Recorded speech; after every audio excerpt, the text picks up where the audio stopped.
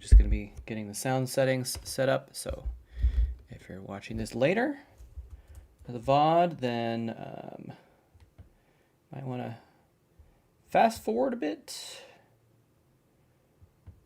until we get started.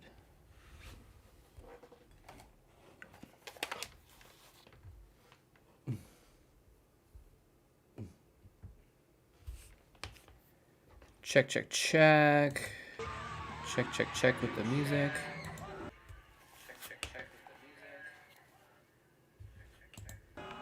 And let's just skip to the game for a sec. And we will talk over the game and see what the balance is. Pretty good balance, I think. Maybe a little loud. Let's turn down a tad, just a smidge.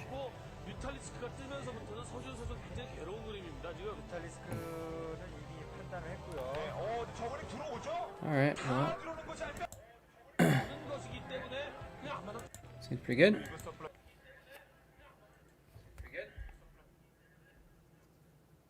A little bit of echo happening. Hey, Maximilian's Dagger. What's good?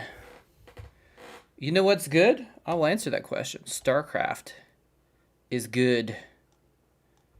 StarCraft is good. It's always good. That's right. All right. Oh, I got the closed captioning on too. Do I have that on my thing? When it's not balanced every 3 months? Ooh. Are we making reference to a different StarCraft? Is that what's happening? Perhaps a second StarCraft that is... Because they haven't balanced StarCraft 1 in a long time, so I don't think you're talking about that. What was I going to do? I was going to check the stream channel. That's right.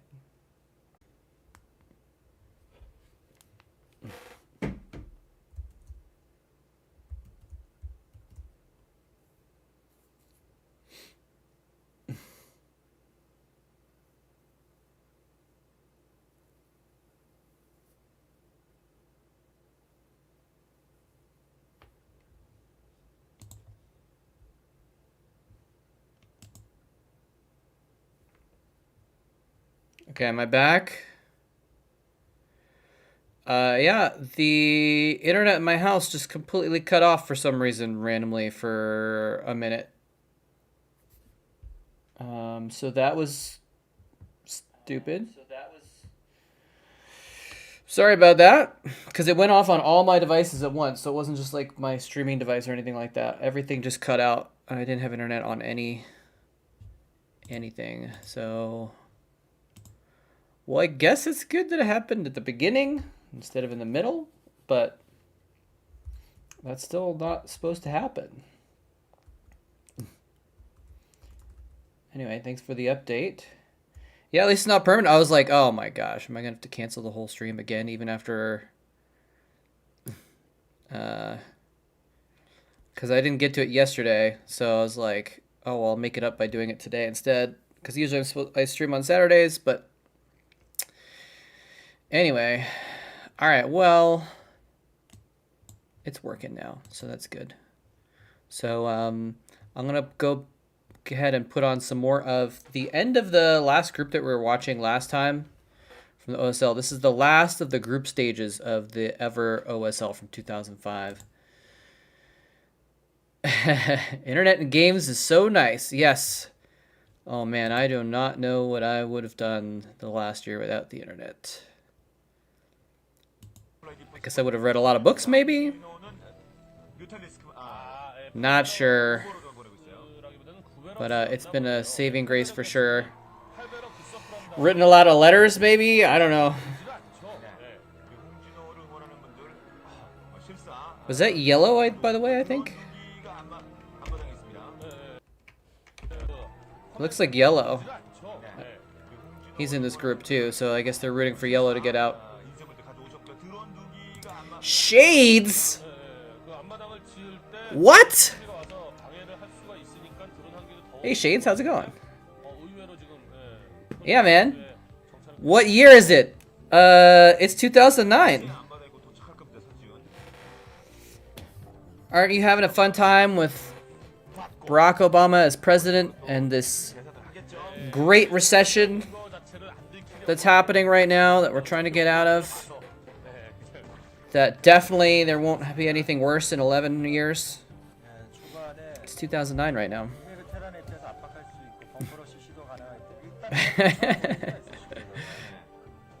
Flash is so young. Very nice micro and macro. Oh, snap. Speaking of micro, this is, by the way, this is Zelos versus Yellow. So this is two old legends playing against each other. And Zelos is super rushing Yellow right now. He's pulling all the boys. Here come the boys. This could be a very quick game. He's going to have to cancel that. He's going to have to cancel it. He's going to cancel it, right? You're going to cancel the hatcher, aren't you? Okay. Whew. Is the drone even going to live? Wow. Yeah, StarCraft 2, man. That is going to be a great game. It's going to be even better than StarCraft 1. And it's not going to divide the community or anything like that. Everyone's just going to switch from StarCraft 1 to 2 because it'll be such a perfect game. It'll be a flawless transition to the new age game with better graphics. David Kim will do a good job with balancing. Oh man, what is going on? Is he going to run the links by? He should run the links by the bunker and start attacking these Marines, I think. I don't know if he has enough links though. We might have to play a little bit of defense right now. Rebuilding his hatchery and his main. He got the... He's probably getting speed. I'm sure he's getting speed first because there's no lair. He's getting gas. Oh, it's adorable when two SCVs love each other very much. They stand next to each other and repair each other. Oh, he's going in! 2 SCVs, 6 Marines. Did he make enough Zerglings? Yes, he did, I think. It's interesting. He made his macro hatch next to his main hatchery instead of by the ramp. We've seen some Zergs in this situation. They'll build the extra hatchery by the ramp so they can actually put a sunken that covers the ramp to block against this exact thing happening. It's a little bit more of a risk putting it out close, but I think it would have been a better move because now he'd have creep by the ramp and he could pull sunkens to break out. Oh, he's going in though. He's going after the SCVs. Oh, the second bunker finishes. That's it. That is it. GG. Just leave, Yellow. Oh, man.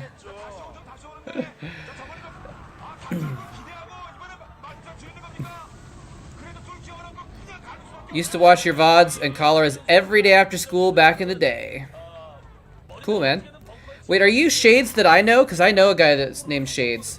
But I'm not sure if... I don't know if you're the same Shades, actually. I used to play League of Legends with a guy named Shades. Is that you? Because I just realized, like, I thought you were, but then I was like, there could be another person named Shades. Because it's, like, not an uncommon word. We never met, just fan. Okay.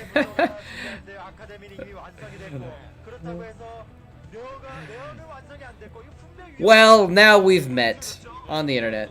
That's okay. Anyway, that's cool. Yeah, it's been a while, but I've actually been back for about a year now. Oh, he's going again!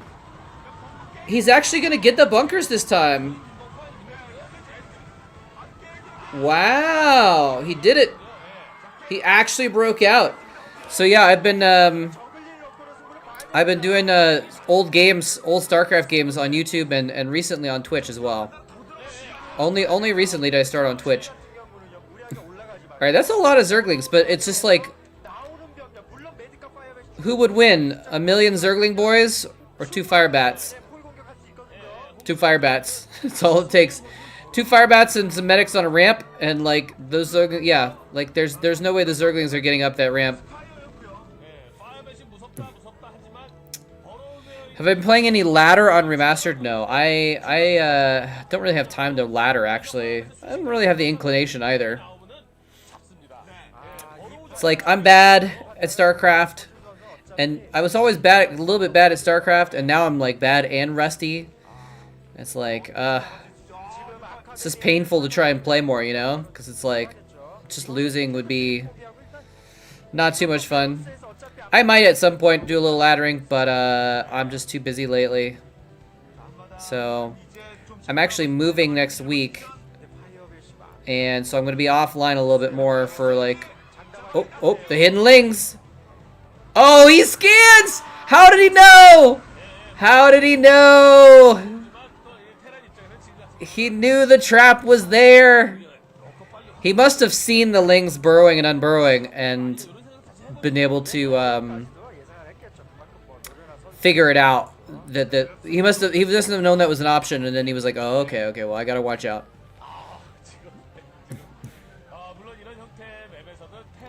But yeah, so we're doing I've been doing this VODs and Chill show where it's so funny that he got burrow. It's so weird. I guess you gotta do something to get back in the game when you're kind of far behind, right? Well, although he's fought back pretty well. He's getting his expansion up now. This is 2005 play. Oh no, don't do it, Yellow, don't do it. You're just gonna lose your lings. Oh, he's burrowed a couple of them. He's just forced the scans. That's kind of good that he's actually forcing scans that way. Oh, he's using the fire bats! Oh, what a genius! What a genius! He didn't scan! He's attacking the fire bats with each other and using the splash damage to kill the Zerglings. Oh my gosh, what an absolute god! And he's got the medics there to heal him, so it doesn't really matter. Look at this! Oh, what a genius! Oh my god! Zelos! Zelos! So good! That's one of the things that I miss about the old days, like the early 2000s days, is like that was the Wild West, man, and like people had to come up with crazy ideas like that was when all the pimpest plays were invented. Like that was when all these clever things were invented that now people use all the time. But like, you know, there was a time when someone had to come up with the idea of using splash damage to kill burrowed units. Like, you know, it's crazy. These mutas are pretty strong.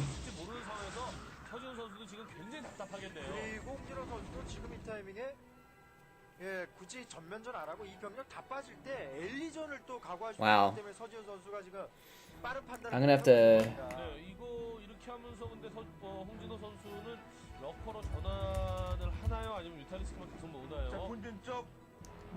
add a stream marker so I can go back to that at some point. I don't know how that works actually with stream markers. Burrow is nice when scan is limited, but if the side vessel comes out, it's diminished. Yeah, but he knows that Zealous is behind on tech and doesn't have any tech because of that early rush. That's a lot of sunkens. Is he gonna know it this time? Oh, come on, VOD. The Unburrow surround! The Unburrow surround, but there's too many firebats! He needed to attack with the Mutalisks at the same time. Oh, it was a good idea, but he didn't quite pull it off correctly. Look at this here. Let's watch this again, because look. The Mutalisks are off to the side, and he needs to do it now, because that's when the units are there. But imagine if the Mutalisks are overhead right now, killing those firebats. And they come in at the end when all the Zerglings are already dead. Oh, man.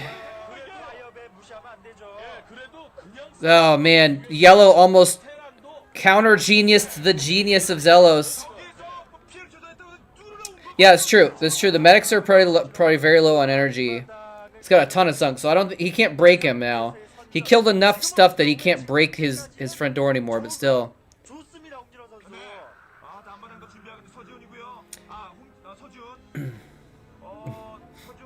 Was it Effort that broke Flash with a burrow in ASL a year ago? I actually don't know. I haven't been watching that ASL much until like the last 6 months, basically. By the way, Kung Piss Tank, thank you for the bits yesterday when I wasn't even streaming. I'm sorry that I'm a day late on my broadcast for VODs and Chill. You were there on time and showing your appreciation, and I wasn't there. I'm so sorry about that.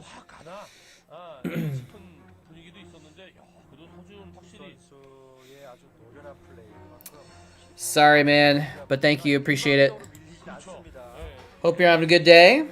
Yeah, I do not remember anything about. I don't think I watched Flash versus Effort in ASL a year ago.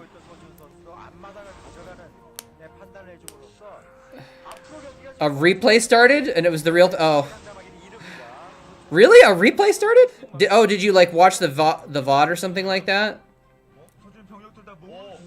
Because I didn't put on a replay or anything yesterday. Because you can actually click, you know, run or rerun, basically, you know. And it'll replay a past VOD as, you know, live. But I just, I'll be honest, I just completely forgot. Was this before Mutastack was discovered? Yes, I think so. I think so. I think someone said last stream that it was actually this OSL. It was during this OSL that Jolizer kind of like started using it. But I'm not sure. Yeah, you can see he's not clumping his mutas. So this is pre-muta clumping. I don't get Twitch. I don't either, man.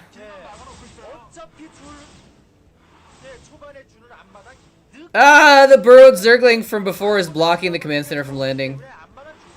GG Zergling. That's a perfectly played Zergling, too. Okay, now he got it.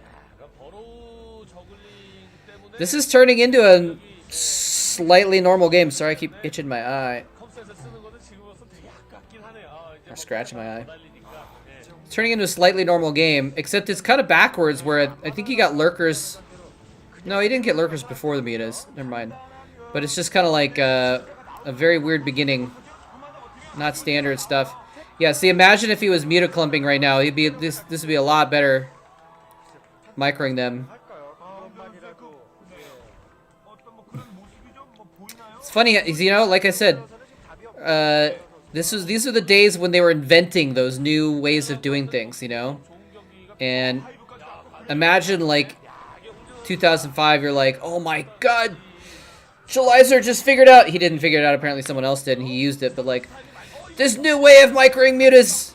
And, you know, 6 months later, everyone's doing it. It's completely standard, and the meta has adapted around it. Is he gonna lose this starport? Oh, he was baiting him. He's not setting the SCV there because he wanted to bait him into attacking it more. He can just repair it more.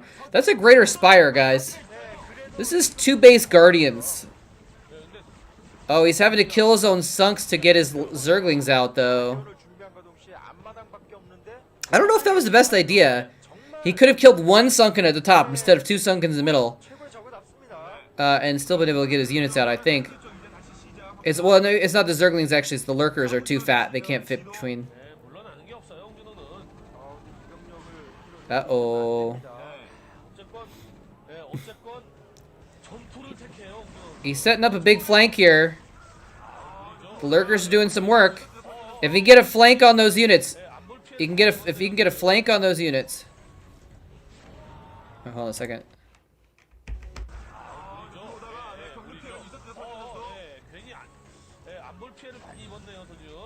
Oh, okay. I heard the Korean commentator say something. I was trying to figure out what it was. I think he said multi. I think he's talking about multiple base. That's how they say multiple bases.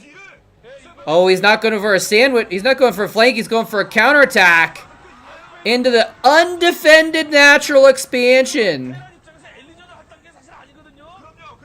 There's the Free Marines there. Oh no, the Zerglings are. Oh, he does. It's not undefended. He has some more stuff up there. Too strong a defense. The turrets are there. Too strong. Zealous is gonna take this. You know, earlier I said it was over, and Yellow is somehow fighting back into this, but I just feel like it's just he's just still too far behind. Still a little too far behind. Oh, he has a Defiler though? Does he have a Swarm? Oh my gosh! He actually has Consume. He's gonna get Swarms down. He's actually gonna force him back. Now those forces might just go right up to, sorry, right up to the corner base and kill it maybe. Oh, nice. Random lurkers with a swarm in the middle of the map. Is he going for the natural? He is going for the natural. He's going for the expansion attack. Oh, the Defiler! Did the Defiler die? Or is it in the swarm? It's still in the swarm. Oh my gosh. Yellow is actually also just a god. Oh my goodness. He's swarming his way all the way into the natural expansion. What a god. He irradiates the Defiler, but this is the second Defiler. But he's already in the expansion. He's in the natural with swarms. He's gonna have to retreat, and he's not mining in his main almost. I think he's almost mined out in his main. So yellow, he can hold with swarms. Swarm, swarm, swarm, swarm. He can hold his natural with swarms, and he can go. I don't know if he can go into the. Oh, I think he's eventually his attack's gonna be stopped in Zealous' natural though, because he lost the Defiler, so the swarm goes away. Now you can clean that up. It's gonna kill the scanner though. Oh, he has actually 0 mining right now. 0 mining. Oh man, that was so close to a comeback actually.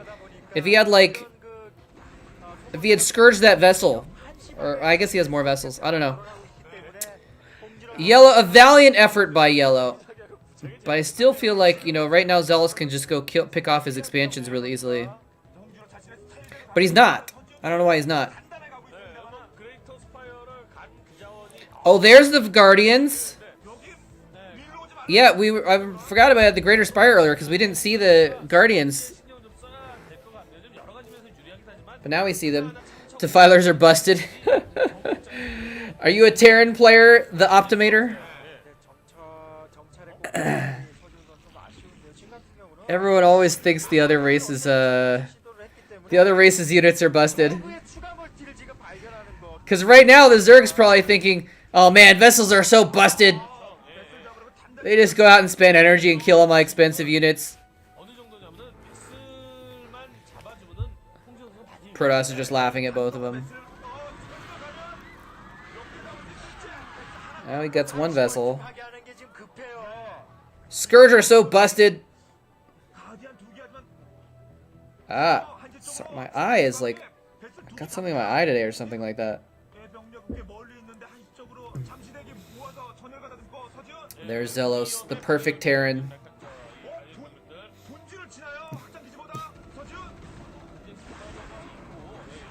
Swarm, swarm, swarm, swarm. Oh, he needs to consume. Oh, he barely gets a swarm down, but it doesn't matter that the lurker was irradiated. See, now Zealous is going after the... Oh, did he get plagued? Now Zealous is going after those expansions. He needs to be doing that.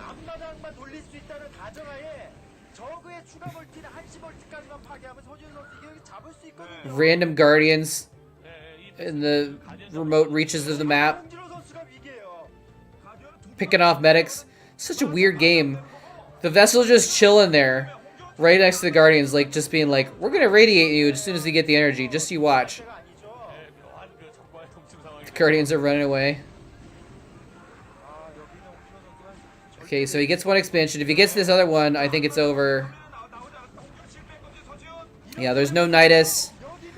There's no Guardians. He needed to have a Nidus and jump in with a Defiler and just a couple lurkers. I got us VOD, sadly low quality. We watch a lot of low quality VODs, but yeah, we can watch that one. This game is probably almost over. There's actually only 2 games left, unless there's tiebreakers, but I don't think there's a way for tiebreakers to happen in this group. But there's only 2 games left in this group, and it's the last group, so we're gonna need more stuff to watch anyway.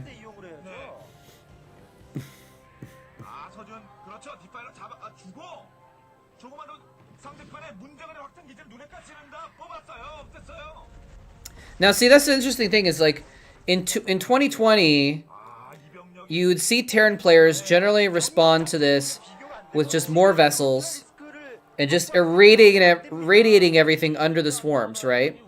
But in 2005, they actually use firebats because firebats do damage under swarm, right? So you actually see a lot more building of firebats. Ooh. Uh-oh. Oh, crap. Is my internet? Okay, my internet's still there. But you actually see them use a lot more firebats in 2005, and it's really interesting. And I wonder, it makes me wonder if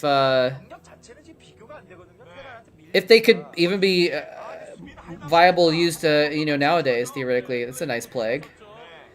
He's got ultras out now. Ultras laugh at firebats, though, even under swarm. But he needs the swarm, though. He needs the swarm. He just doesn't have enough stuff. He's got no bases. He can't build enough stuff. It's almost painful.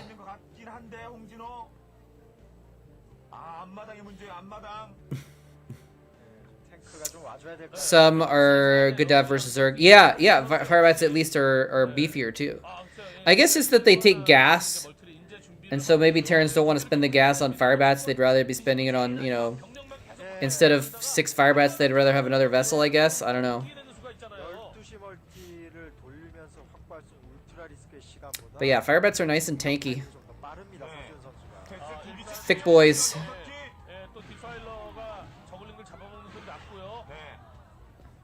What's that? This is a defiler. Is it gonna get another plague? Swarm? It's just gonna die. Rise loves them.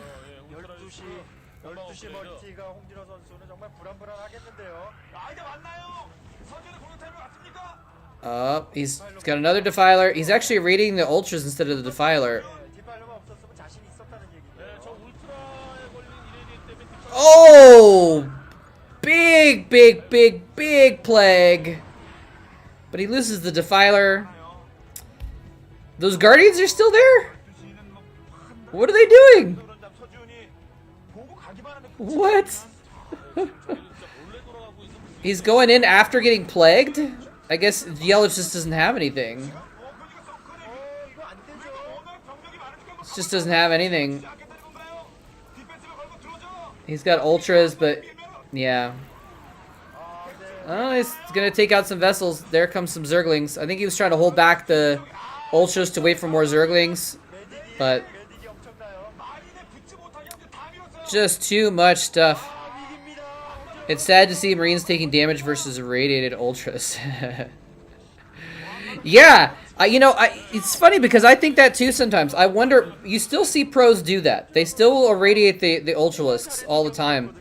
But it makes me think, like, I wonder if it's actually worse. Because if the ultra's getting up amongst your Marines, the splash damage is probably doing more damage to your units than it's doing to the ultralisk, right? Like, all it needs to do is be next to 2 units. And it's doing more work. So, oh, man. Those vessels have 9 lives. Those are like cat vessels, man. Look at this. It's an army of medics. 1 Marine and infinity medics versus an irradiated ultralisk. Look at that Marine. 9 kills. 9 kills on that Marine. And just a bunch of medics. And he's keeping them there.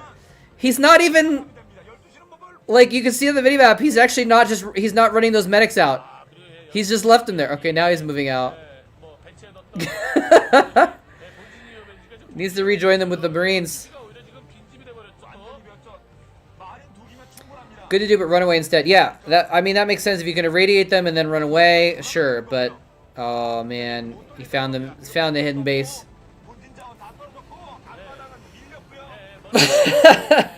Max Mill. He's a lucky Marine with 10 medics to pay attention to him all at once.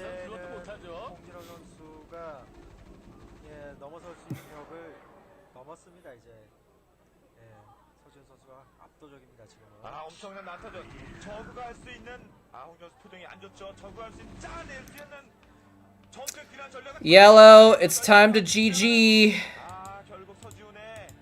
It's been time to GG actually. The thing is whoever wins this game has a chance of advancing, basically. Actually, wait, is there tiebreakers? It might end up in tiebreakers, actually. Yeah, wait, because... So right now, the last game of this series is Good Friend versus Stork. So there's the GG. So, yeah, so if Yellow had won that game, he would advance. Because he'd be at 2-1. If Zelos wins this game, now they're both at 1-2. Because Zelos lost to Good Friend and lost to Stork. So that's why we saw Yellow fighting so hard, I think. But he's not out yet, because actually, if the next match is Good Friend versus Good Friend versus Stork, and if Good Friend beats Stork, then it'll be a tie, a three-way tie between Zelos, Stork, and Yellow. And there'll be so there is the chance of tiebreakers, actually. So, all right. Anyway, but let's check out this other link here that Maximilian's Dagger sent us. Fantasy versus Jongbi. This is gonna be good. This is gonna be good. Now you say this is low quality. It might be higher quality than these older games. Usually the late 2000. Let's see. 360p. Never mind. Sometimes we get 480p. Massive, great. Awesome 480p for these later games. Is this from a finals? This sounds like a finals. There's too many people in the crowd for this not to be a finals, right?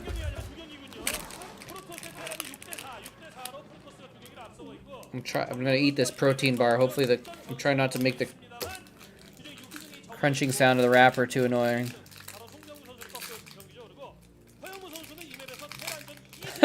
What's with that guy? Wait, is that The Rock? Maybe not. He looks kind of like The Rock. The StarCraft gamer, The Rock.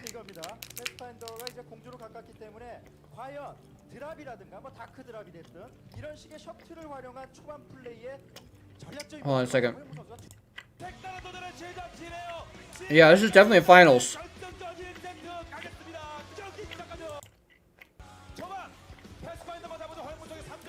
Sorry.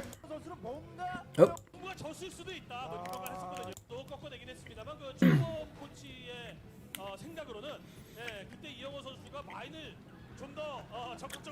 What is that kid doing?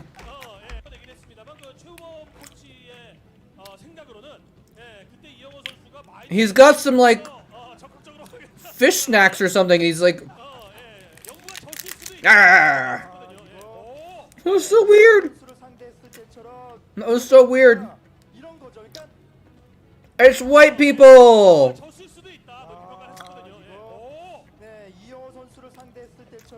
I have to show white people.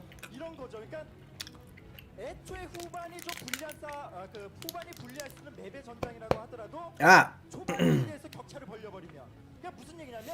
Almost choked right now. My protein bar. I do not, I do not recognize that white person, no.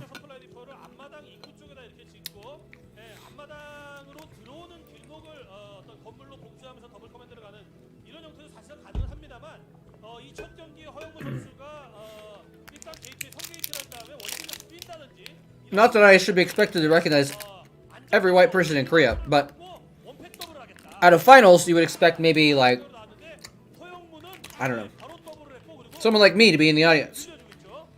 I went to some of the Brood War finals. I was in the audience of the Brood War finals in Korea a few times.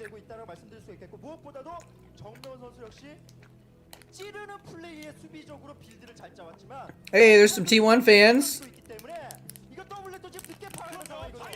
What did that say on their sign? Oh, OTL.net. Some Team Liquid folks in the audience there. Nice.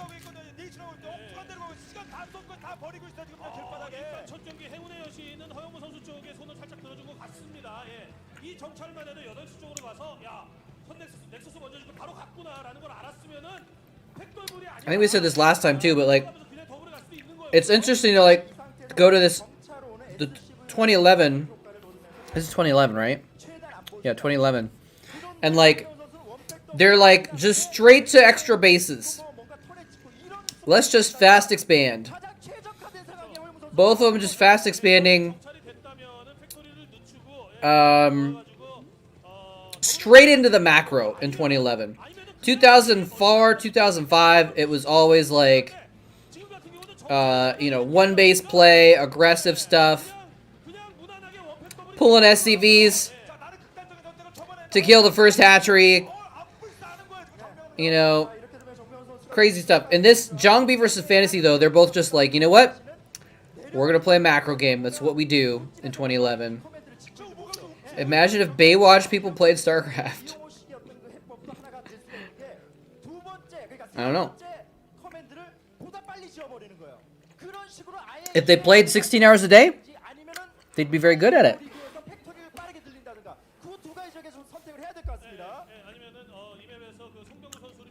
If they had the right training environment.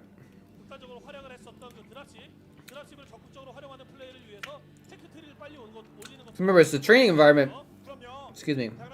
The training environment in Korea is why the Koreans are so good. Stargate.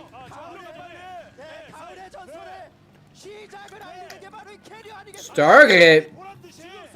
Excuse me. I can hear the Korean commentators yelling about carriers. Mass Corsairs? Yeah, I think that's what's gonna happen. We're definitely gonna see Mass Corsairs here. Look at that timing. Look at those SCVs mining at the perfect time. They're gonna just barely finish their first mining run right as that command center lands. Beautiful.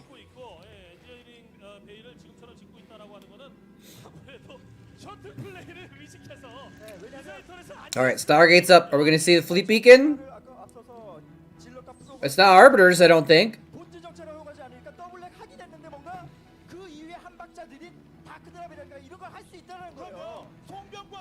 Maybe don't look good on our ramen and artificial light. Hey, there's some pro gamers that work out and are pretty fit. There's the fleet beacon. Oh, wait, I think he's making a scout. I think he's making a scout. Okay, it's a Corsair. Oh man, I wanted a scout. I wanted a scout. Third command center? Third command center. I think he might catch him off guard with these carriers. But if he shows a Corsair, he'll know there's a Stargate, even if he hasn't scanned it. Although he kind of expected it to be scanned.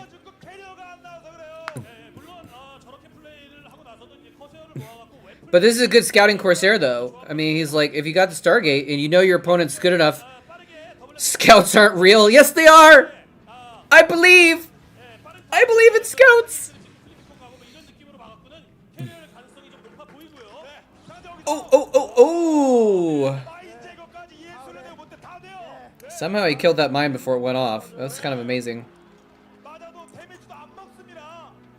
He's like, I know there's more here.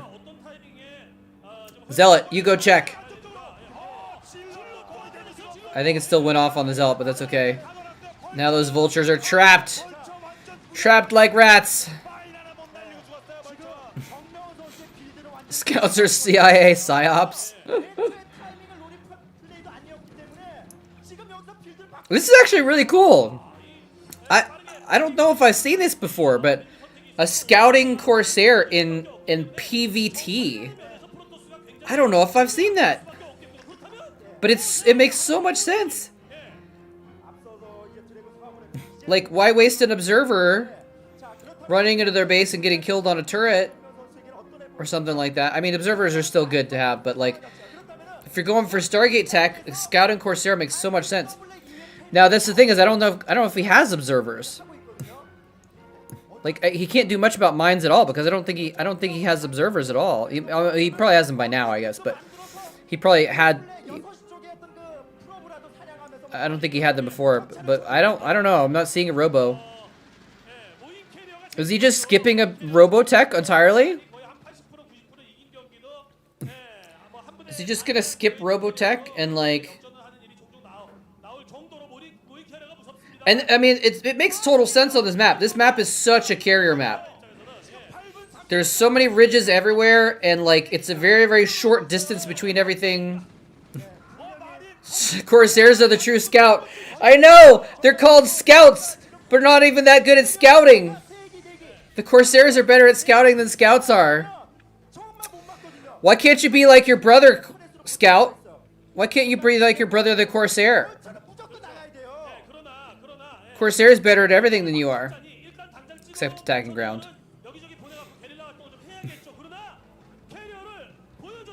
We call carriers seashells? Interesting.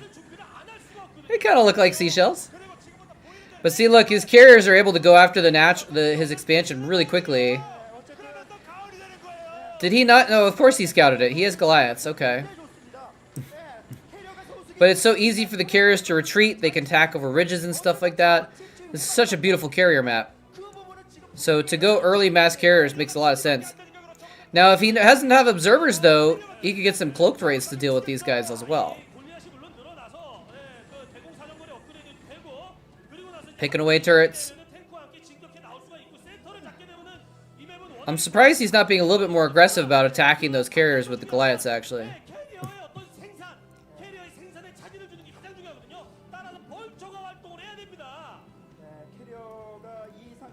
Nobody expects the seashells. You do if you scan the seashells. Now I just had this like this vision of like a StarCraft cutscene where a carrier has been like destroyed and his land is, you know, crashed into a planet, and some giant crab the size of a building comes up and then uses the carrier as its shell, like a hermit crab, you know. Okay, so this is why you get the carriers. They can just pick off tanks. Tanks are expensive. Where are the Goliaths? Okay, there's the Goliaths. He's just microing these carriers like crazy, but the tanks are able to shell, though. If he actually kills the fleet beacon with the tanks, though... Is he going to... He's not going for the fleet beacon, he's going for the expansion. This is a really sweet spot in this corner. Where you can just... He's having to siege the tanks a little far back in order to make sure that the Goliaths can attack the carriers. But in doing so, the tanks can't actually hit anything. But these Goliaths are running on empty. There's like only a few left. Oh, look. I think that was one of the casters. Or an old caster or something like that. I recognize that guy. He's there with his kid. That's kind of cool. Hey, Diggity, what's up? But I feel like he just doesn't have enough anti-air to deal with these carriers effectively. Oh, and then the Dragoons are going to come out in the middle of the map, too. This is Zhongbi versus Fantasy. This is the Jin Air OSL Finals from 2011. I might have been here, actually. Was I here? Did I go to this?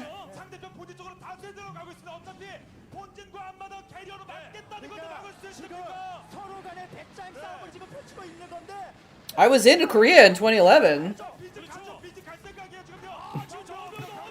I might have actually been in the audience for this. I don't remember.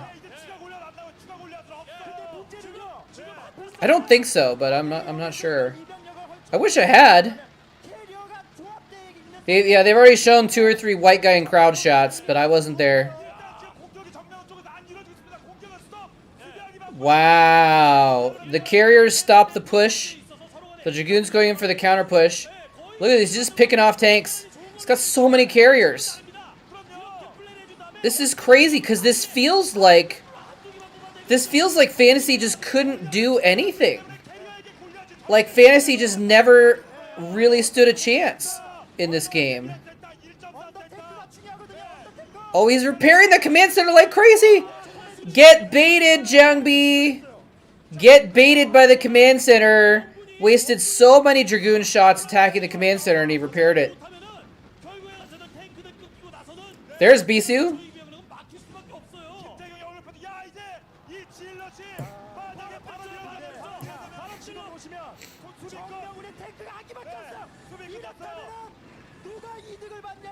Is this the game where they catch Bisu going?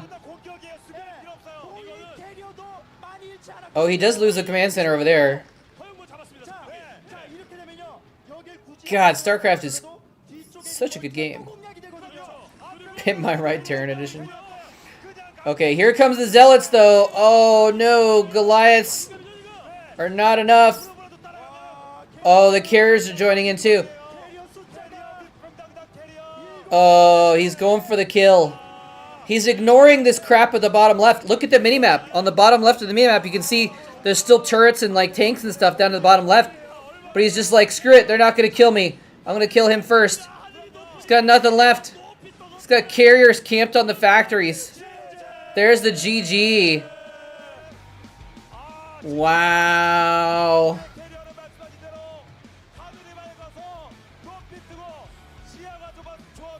What could he do? Mass Goliath and taken center? Maybe that could have done something. He did a pretty strong push. But yeah, like he just never had enough Goliaths, basically. But if he makes too many Goliaths, he doesn't have enough tanks either. Like, carriers are just so strong. And I mean, part of it is just that, like, I believe Zhongbi went Nexus first. Oh, wait, what's going on here? There's a kid. They show the kid in the audience. Look at that. So cute. She's in there whispering about her kid. Whispering to her kid about StarCraft, and they show her on camera. Oh, oh, that's so cute. They brought their kid to the StarCraft match. How cool is that? There's the Bunky mascots and stuff like that. This is before the game, I think. But what are they talking about? Her? All right. So, but I just want to double check. I think Zhongbi went Nexus first. Yeah. Yeah. So Fantasy goes Barracks and Tech first, and it looks like Zhongbi went Nexus first. So that's kind of why I think Zhongbi had so much of an advantage, because Fantasy was playing a little bit defensive, and Zhongbi's just like, you know what, Nexus first, and he didn't get punished for it. So he was kind of ahead the whole time, but like those fast carriers, man, just Fantasy just couldn't do anything about it. Couldn't do anything about it. Baby is traumatized. Why is the baby traumatized? Anyway, I kind of want to watch more of this series, but I want to finish the OSL groups. Unless, again, if there's any requests, go for it. But I want to finish the OSL stuff so I can move on to the round of 8 for the OSL. So I want to make sure I watch at least this. I don't know if there's going to be tiebreakers. Well, I think I do know, actually, but...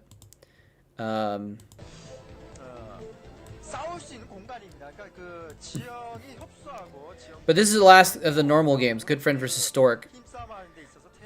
So if Good Friend wins, there's going to be 3-way tiebreakers between Zelos, Yellow, and Stork. Only one link per stream. Next stream we'll find July's organ. Okay. If you want to do more, that's fine. Baby is traumatized because he saw Fantasy become the new King of Silver. Fantasy, he won a couple, right? I know he got some silvers, but like, I'm gonna double check here. Oh, he actually only won. You're right. He won the Bacchus OSL in 2011. What's going on there? Wait, did sound just cut out on my VOD? Okay. So yeah, Fantasy... Fantasy won the Bacchus OSL in 2011. I guess I'm spoiling it anyway, so I might as well just show this. Here's Fantasy. Silver, silver. He did win the Bacchus OSL, and then silver, silver, silver. All OSLs, by the way. No MSL titles for Fantasy. Still super strong, though. But he wasn't 100% silver. He went against Stork? I believe so, yeah. Yeah. Because I think, wasn't that the battle for the King of Silver or something like that? No, Stork won the 2008 OSL. So they both had a... So Stork had won one OSL, but he had 1, 2, 3, 4, like 5, 6 silvers and 1 gold. Stork did. Oh man, I didn't realize that. I thought Stork won a couple of golds, but he actually only won a single OSL. The rest of his wins were silvers.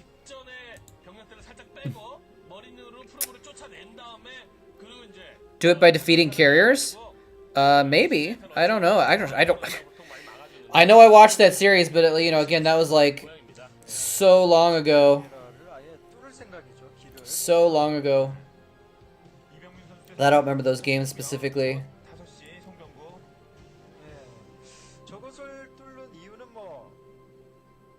Bisu beat Stork? Or Bisu beat Fantasy? I know Bisu beat Stork in the MSL. That's a series that I remember pretty well because that was one of the first big finals that I watched. Fantasy destroyed Stork and Zhongbi revenged. Wait, what team was Zhongbi on, actually? Was Zhongbi on... He wasn't on the same team, was he?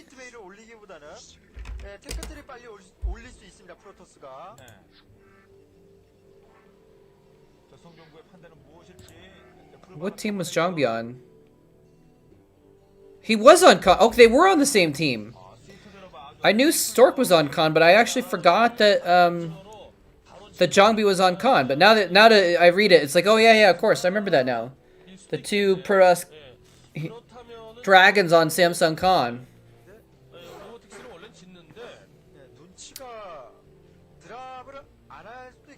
Yeah, I'd forgotten about that. It was 10 or 11 p.m. Pacific time watching it. Was it really? That seems really early. Because I was in Pacific time. I'm currently in Mountain time, but I've spent most of my life in Pacific time. But I remember usually the StarCraft was on at like 1 in the morning or 2 in the morning or something like that. Lee Byung-min. Wow. They actually... What is that written in? Did they make a cake? Did they make a cake? Is that a cake? I think that's a cake. Like, it almost looks embroidered, but I think that's actually a cake that they saran wrapped. Oh my gosh. They made a cake and they put a floral design of Good Friend's name on the cake. How? What a ridiculous fan. Right? That's a cake, isn't it? Or is it just flowers? Or is this just some sort of floral artistic thing? Either way, that is a ridiculous amount of effort to make an artistic representation of Good Friend's name on a cake. Oh my goodness. Paper mache. It might be paper mache. Oh yeah. Actually, it does look at the end. It looks a little bit more like paper. But I thought the roses on the outside looked like frosting to me. But now they look like paper. Yeah. That was paper, but still. Origami flowers. Okay, well, still making an origami flower arrangement to show someone's name is still epic fandom.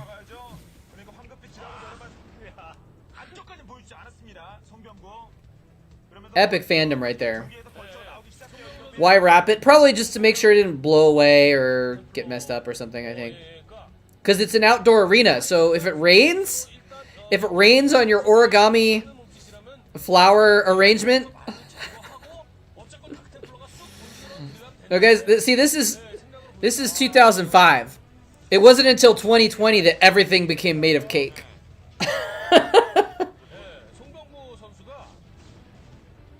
What is he doing? He's just like, I want my Dragoons to lose some hit points here. Well, I guess he's putting on some good pressure. Oh, he wants to make sure he kills mines. Oh, whoa! That Dark Templar just walked by the Vulture. Vulture's like, look at that mine. I put that mine down. It's a great mine. Blew himself up. Ethan Palmer, welcome to the chat. Now they're date stamped 13 years ago. Makes me feel old. Yeah, man. We're all old now. StarCraft is a boomer game. That was a manly DT. Welcome back, Ethan Palmer. Yeah, I've actually been back doing commentary again for about the last year. You're old. We're all old, man. Yeah, it's been 13 years. 13 and a half years.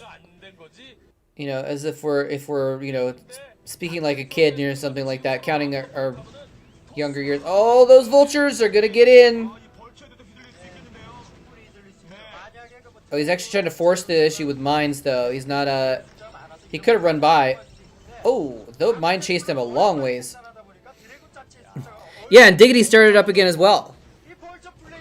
Rise has been doing a little bit lately as well. He's kind of off right now, but he did a little bit before. I think he's going to come back at some point. Oh, those mines. Oh, he's just attack moving here. These vultures are doing work. Oh. Stork is not doing a good job. Well, you know, here's the thing. Stork is not doing a good job of dealing with these mines, but this is 2005. 3 years later, Stork had perfected dealing with mines with Dragoons. So, like, keep that in mind that, like, this is early Stork. So we got to give him a little bit of slack, you know? That from the later perspective, he's not doing very well against these mines, but, like, he would be, a couple of years later, he'd be doing a lot better. Triple commentary with Diggity and Rise? We could try and make that happen. I don't know though. I definitely don't want to make any promises because Diggity and Rise both have kids right now, and so like they're both super busy and their schedules are not very flexible because of that. So like, if it was just me, Diggity, and Rise, we could probably get together at the same time. But we have to coordinate Diggity's kid with Rise's kids. And that is hard to do.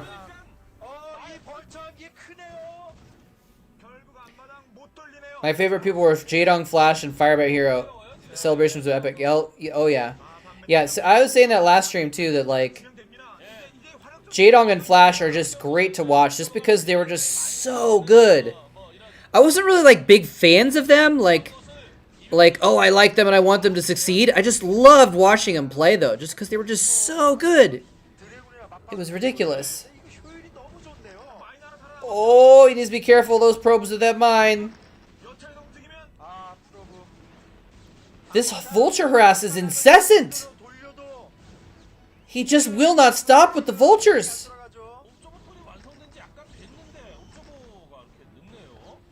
He's just rallying vultures. Just infinite vultures and just attacking with just pure vulture aggression. Finally, he has an observer. He went straight for the Templar tech, so he had those DTs, but they didn't do much because of all the mines. But I mean, his Robotech was slowed down. Oh, this could be an annihilation! Okay, the probes didn't die at least, but the Dragoons all did. Now he's getting vultures into the main. This is insanity. He's just doing just pure vulture aggression, and it's working. Oh, now he's starting to drag the mines into the probes sometimes. He's got an observer overhead.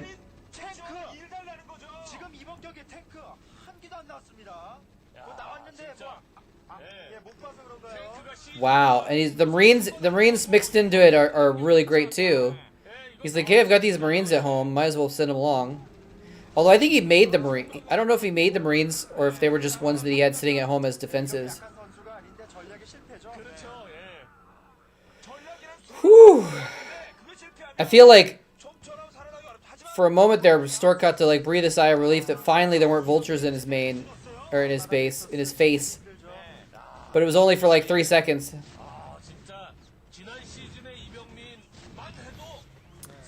Yep, I'm back is back in the chat. It's very appropriate for Yep, I'm back to be in the chat when we're just talking about me and Diggity coming back. Yeah, I'll see the thing is like right now I'm actually oh, now he's got tanks too. There's the GG. Oh my gosh. He just stomped him with just pure vulture aggression. That was insanity. That was insanity. Don't worry, Stork. This is only 2005. You're going to be one of the greatest Protoss that ever lived. Eventually. Oh, man. That was crazy. I like feel almost like stressed out having watched that because it was just like so much aggression with the vultures. Constant harass and mines. Woo! Enjoying the streams, even though I'm on limited internet, can't watch all the time. Sure thing, man. I'm glad that you can watch sometimes. And there's always a VOD of these streams too, because I simul-stream them to YouTube and to Twitch, and YouTube automatically records them. So, well, actually Twitch does also, but anyway, whew, like I feel like I need a breather after watching that. It's kind of crazy. So that means there's tiebreakers for this series. Build cannons. I know! Like, one cannon actually would have been a pretty big thing to have there, actually. All right, so let me see if I can find the tiebreaker games then. All right. So because it's a tie between Zelos, Yellow, and Stork. So with the tiebreakers would have been on the same day, I think. Yeah. So here's tiebreaker number 1.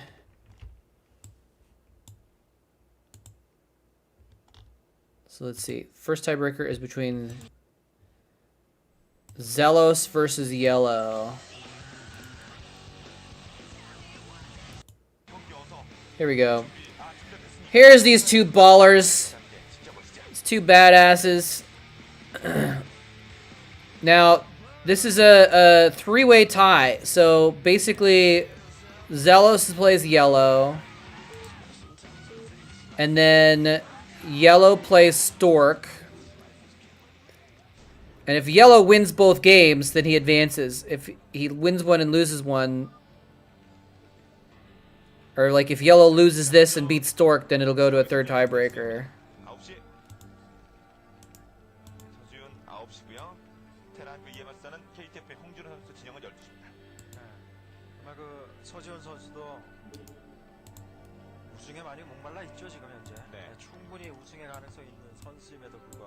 Just getting the VODs pulled up here, so I don't have to find them again later.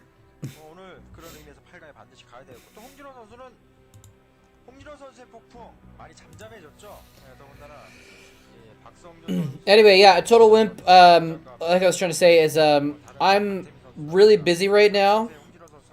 I've got a work project that's basically finishing up in a week and a half or something like that. It's the only work I have, but it's a big project. I'm doing a science festival. I'm producing an online science festival. So I'm super busy till then. I'm actually moving next week also. So I'm going to be in a bit of a flux. Like, not even sure where I'm going to be living in 2 weeks. Basically, I'll be homeless in 2 weeks. But, you know, homeless by intention, so it's not that bad. So once I get settled again somewhere and I have, like, a place to live again, then I'll be able to start trying to do other stuff, like seeing if I can organize Diggity and Rise together at some point. But, like, otherwise, it's going to be a struggle for me to actually do any streams or commentaries while I'm homeless. We might have the return of the car cast. What? What was that? Tremarsh 90. Thank you for the cheer. Much appreciated for the 100 bits. Wait, did I... Oh, I was like, did I read that wrong? And it's the Marsh? No, it's Trey Marsh. Thank you very much. Much appreciated. Hope you're enjoying the stream.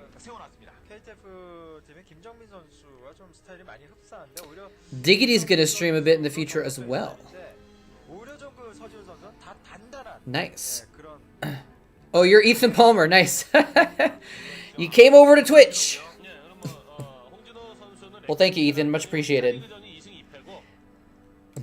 It's the same stream, except for some reason on YouTube, it goes out like a little bit later, I think. So it's like 15, 20 seconds late on YouTube.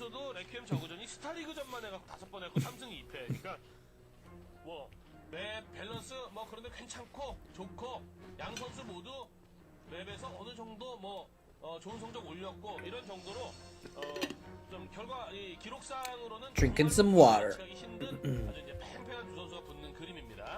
There's a town in, I think, Missouri. I found out yesterday called Chugwater. So that's what I'm thinking of when I'm chugging water. Oh, it's only like 4 seconds on YouTube? Oh, you know, I changed the setting to try and fix the latency on YouTube, so that means it must have worked actually, so that's good. Watch out, Marines. Now, I wonder where the line is. You know, there's a line where it changes from low ground to high ground on that ramp, right? And, like, I'm sure Zelos knows where it is, and he's trying to keep his Marines above that line. Because if the Zerglings attack, he doesn't want to miss shots firing up. Hey! Speak of the devil! Rise is in the chat! What's up, Rise? You know, I was just telling Diggity yesterday, if you ever want to hop on Discord and, like, audio chat while I'm doing these streams, let me know. But also, if you just got here, you might have missed it. A few minutes ago, send me your Discord. I think, we're already friends on Discord, I think, right? You have a new one? What? How can you... I don't know. How do you lose your Discord? Did you forget your password or something? That's some like some S-rank idiocy to lose your Discord. I'm just kidding. Long story short, but apparently, or long story, apparently enabled 2FA years ago and forgot my password. There's no way to get it back. Oh, cause if you don't have the stuff for the 2-factor, then there's like no way to recover your password.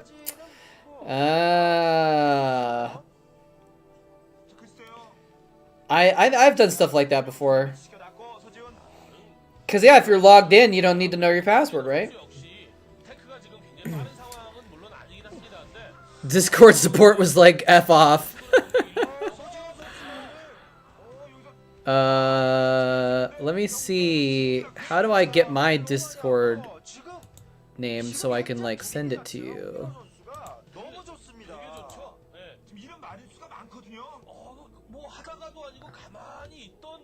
I'm a Discord noob.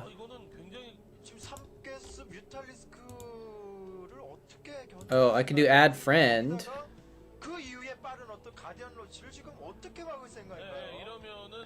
Yeah, if you whisper me on Twitch, your name, I think I can add you. I should be able to do that too, though, right? I don't know how to. I don't know how to show my.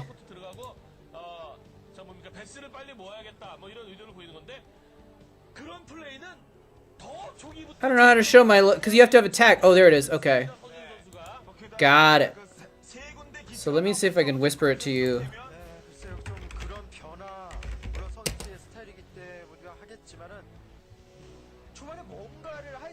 I might have to go to my own chat.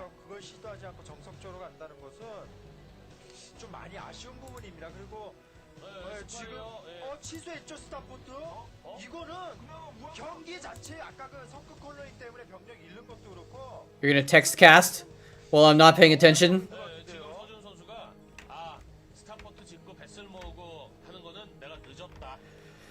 Nice marine spread! Alright. There's my... I just whispered you my Discord. So you can add me. You want to chat right now or just some other time? Anyway, but what I was saying is that we had a request in the chat a little bit ago that someone wants a Diggity Rise Bull Trap triple commentary. That's the request. Alright. So now that I'm done dealing with Discord, I'll pay attention to the game again. Just in time for the Mutalisk to show up. Marines are heading across the map. We really don't know why.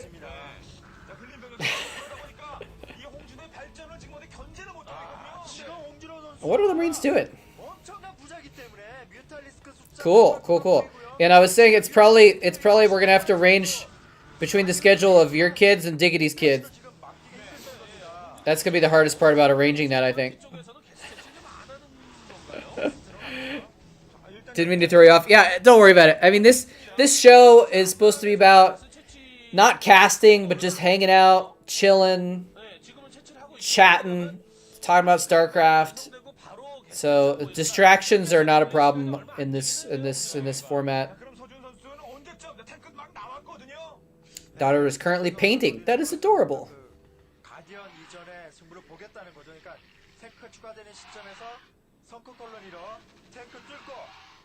Oh, he's gonna try and pick off the tanks in the back. Remember, this is 2005. No Mutalisk clumping yet. I hope she's painting a Carbot Zergling.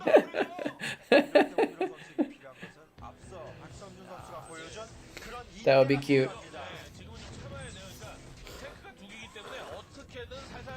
Shelling the sunken colonies. Ooh.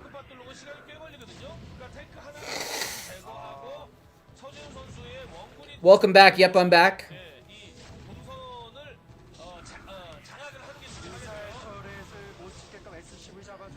Oh, there's Diablo 2 Carbot videos now? Nice. That's kind of cool. I wonder if they're going to do the same... Actually, it'd be really difficult to do the same treatment for Diablo 2, because they're remastering Diablo 2, right? And, you know, StarCraft, they did the Carbot graphics that you can buy.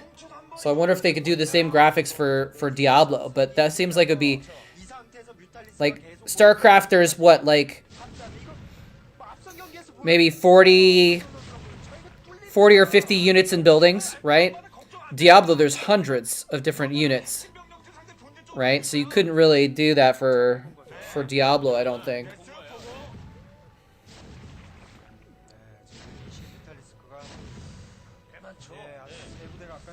So he's shelling the Sunkens. He could actually go in and kill him right now. But what is he buying time for is the question. Is he I haven't been paying too much attention. Does he have lurker tech on the horizon? He's got a ton of Mutalisks. Oh my god, he's actually just massing Mutalisks. Oh, no, he's one less of that mass. He just lost one for free. He's just got like 30 Mutalisks.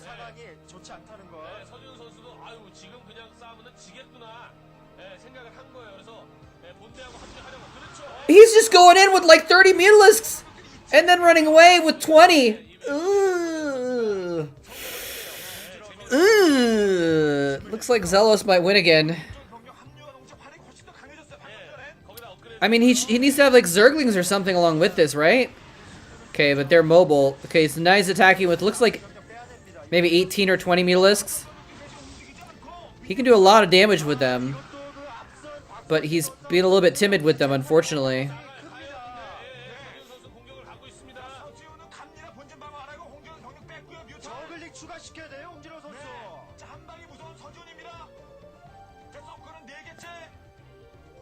I'm like, what's happening? What's gonna happen?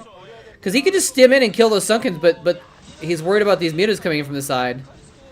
Man, imagine if he had Mutalisk clumping right now. Yellow would be able to win this game. It's kind of interesting how like that's such a difference. Because look how much free damage he's taking as his Mutas are coming in and out of the attack mode. He's just massing Mutas. This is insane. He's like, I've got 3 gas. All I want to do is make Mutas. There he goes. No Zerglings. Only Mutas. Wow, he killed everything. Now, why didn't he do that earlier, I wonder? He got a little spooked and fell back with his Mutas before. That's ridiculous. This is something I don't think you would see this in later years. This is definitely like an early 2000s thing. You see a lot of mass Mutas in the early 2000s, but I don't think you would see that in 2020. Not very often, at least. Now he's just going in. He's like, all right, fine, bring it. Oh, so many Mutas dying. He barely wiped out the first force, but the second force of Marines is too much.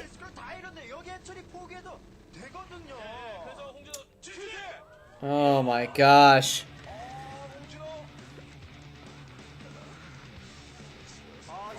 If only he had some, if he had like Zerglings with that. If he had like a dozen or two dozen Zerglings to go along with those Mutas, it would have been pretty good actually. So this is the tiebreaker. Zealous is now up a game. Let's see here. Where's the other tiebreaker games? I pulled up the VODs earlier. What was that?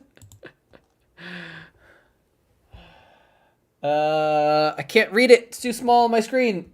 Hold on, let me check the dashboard here. Max Dagger. Thank you so much for the $2.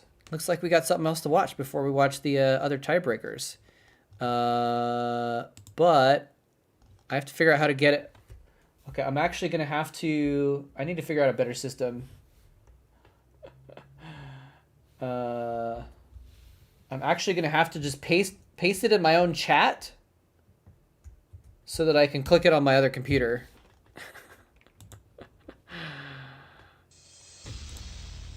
All right. Here we go. Jaedong versus Best from WCG Korea. This is going to be a good game. Yes! Fantastic, Mr. Flippy. I have YouTube and Twitch consolidated into a single chat. Look at Jaedong. He looks really young in this for some reason. What's the balance like on that? It feels a little loud to me. Young Jaedong. 2008. 2008. Jaedong was not yet a god in 2008. He was still ascending. Anyway, once the game gets started, let me know if the volume needs to be changed on this, because it feels a little bit loud to me, but I don't know. But it might be loud to me, and I just turned it down too far, so let me know if I need to turn it back up. Anyway, but yeah, I'm using a service called Restream.io, which broadcasts to both YouTube and Twitch the same stream, and it has a app that I can use that just puts the chats into one thing.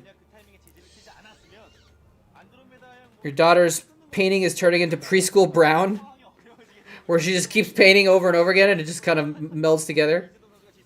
What year is Jaedong's peak? Probably 2000, yeah, probably 2009, 10, I'd say. 2008, he wasn't quite...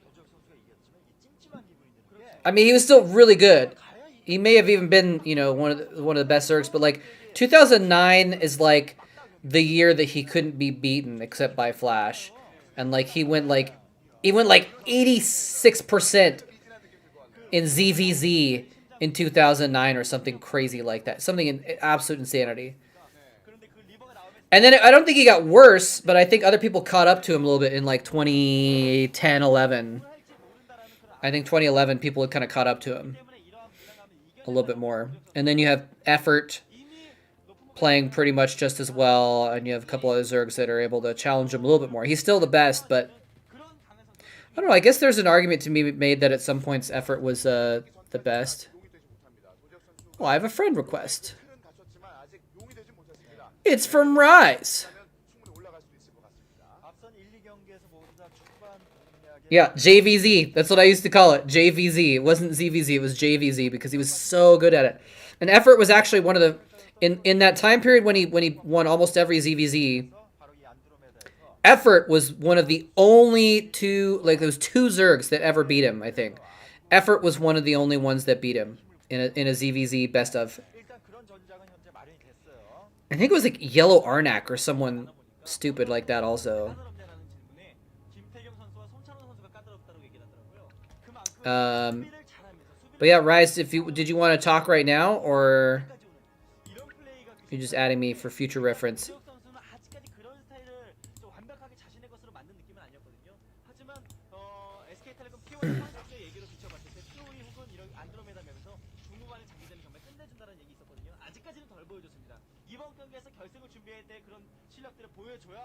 Hop on about 2 minutes. Okay, just give me a voice call and I'll answer, and we can hang out.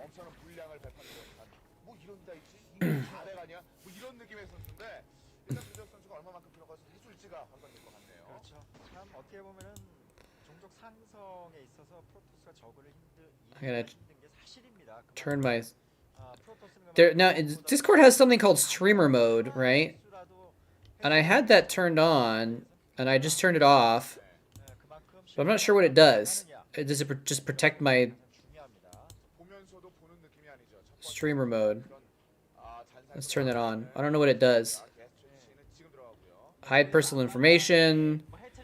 Hide invite links. Disable sounds. Disable notifications. Okay, that's one. Except it doesn't disable notifications. I've turned off notifications in so many different places in Discord, and it still freaking notifies me and annoys me. And when I'm playing a game full screen, it pops up these stupid notifications. It's really obnoxious. Anyway, is this WCG Korea? Yeah, okay, this is WCG Korea. It's not the actual WCG.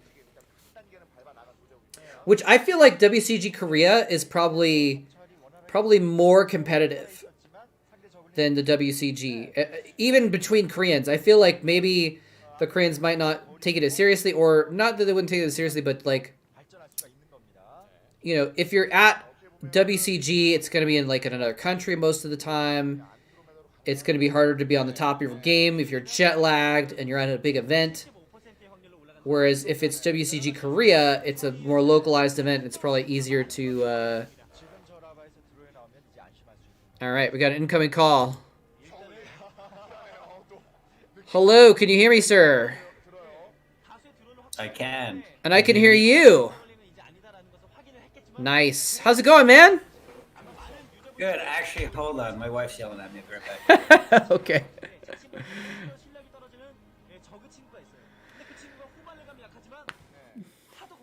We got Rise on the line. WCG, which year? This is 2008.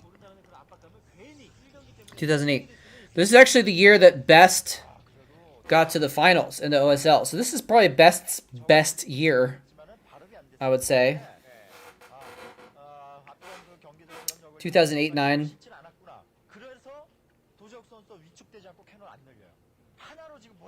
Now is this I wonder, is this like oh, it says at the top. I think this is the round of 8. Is that what it says? I'm not sure. This is Jaedong versus Best. Jaedong versus Best. Best, if you don't know, one of the great Protosses of the late Kespa era. One of the 6 dragons. Jaedong, of course, the best Zerg ever. Dragons. What's that? I love dragons. Yeah, man, me too. How's it going? It's been a while since we chatted. I'm good. My wife thought that I left an air compressor on, and it was like someone down the block with a leaf blower. I'm like, what are you talking about? Well, why'd you leave your neighbor's leaf blower on, man? What's wrong with you? Come on. Yeah, I that's a great question, and I'm still trying to figure out the answer to it. But I'm good. Outside of that, I am fantastic. How are you doing? Pretty good. Pretty good. A little bit stressed out lately. A little bit stressed out because I'm producing a science festival, online science festival, and it's in a week and a half, and so it's kind of like all the deadlines are hitting, and well, I'm not gonna complain about anyone, but like, there are things that are making it difficult that are out of my control. So that's stressing me out, and I have to move next week. That's a lot. Yeah. What type of science? It's called City of STEM, and it's the official science festival of Los Angeles, and I'm producing the online event basically, and so it's all kinds of different science because it's like kind of like a consortium of different science organizations in LA. So like there's aquariums and zoos and science centers, and but there's also corporations like Aerojet, Northrop Grumman. So it's like a bunch of different organizations kind of doing different things. I used to work for Northrop Grumman. Oh, yeah? You should hold a panel on irradiation, or perhaps EMP. Defense Matrix. I don't know. I'm totally stealing Maximilian's dagger joke. Like, that was good. Nice. Yeah, that would be kind of funny to organize a panel, and we were trying to do some esports content for the science festival, and we didn't actually end up making it happen, but like it's something that is a thing in LA is esports is becoming a big thing, but it's also like high schools are emphasizing career pathways now. And so like there's some high schools that are jumping on with esports career pathways. And like there's there's districts in LA, entire school districts that have esports tournaments going on so that the kids can participate, but also so the kids can work in the production and lighting and staging and stuff to, get career experience. It's pretty cool. Yeah, the school district that we just moved to, my son wants to join the esports league in a couple years. He's 2 years too young. That's they cool. Just won the state championship, and what? Apparently they played Rocket League, I guess. That's cool. I like Rocket. Have you played Rocket League? Yeah, I'm awful, but it's fun. I'm like same at best platinum. I'm probably bronze at it, but I still enjoy it. Who doesn't like flying cars? Flying cars playing soccer, nonetheless. That's right. Best combination I've heard since, I'm sure there's a good analogy. It's really just a genius idea. Like, I don't know how someone didn't think of it before. It's almost as good as, like, Katamari. Yeah. Katamari is a weirder combination that, like, it's harder to think about. Oh! Oh no! Reaction. You love to see it. Oh my god, he sniped the shuttle. Did you see? Wait, we gotta watch Best's reaction again to that though. Watch this. Oh man. He felt that in his soul. He felt that deep in his soul for sure. Oh my god. Right in the middle of his Corsairs. Bam! Oh no! He would be proud. Oh man! That's brutal. It's like all the stuff you were about to do. Oh! God, that hurts. You know, he was like, I don't know what he said because it's Korean, and also they don't have volume on what he said. But you know, he was like, "Come on!" Like the one thing I was about to. I'm gonna see if I can read his lips. Hold on. Yeah, I think I was pretty sure that he would have said shibal, and if you look at his lips, it looks like he said shibal, I can buy that. which is basically OF in Korean.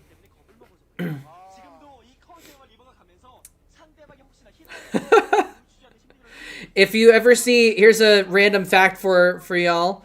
If you're watching a Korean and they type 18, 18 is a Korean shorthand for OF, because shibal is Korean for, you know, for OF, but sheepal is 18. Shibal is F, sheepal is 18. So it's so close that if you type 18, it's basically like typing a curse word through the sensors, essentially. I love the fact that you have no problem repeatedly cursing in another language. You don't want to say the curse word in English. I'm like fascinated by Well, I don't know how to abbreviate that in Korean. this. SB. Oh man. Yeah, you're right. That's a little bit awkward, isn't it? But I mean, well, if there's any Korean children watching right now, I apologize. Or any Koreans watching with their children, I'm sorry for cursing in front of your kids. The thing is, like, if ever there was a time there would be a Korean watching an American stream, it's probably old school Brood War. It's true.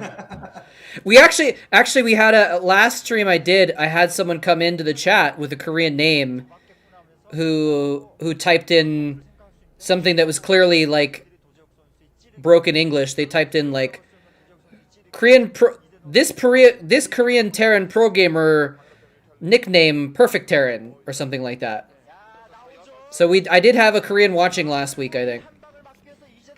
That Korean's name? Scam. Probably not. Do you watch his stream? He's pretty fun to watch too. I do not. Oh, another shuttle goes down. He just stormed his own Templar, though. Dodging the storms.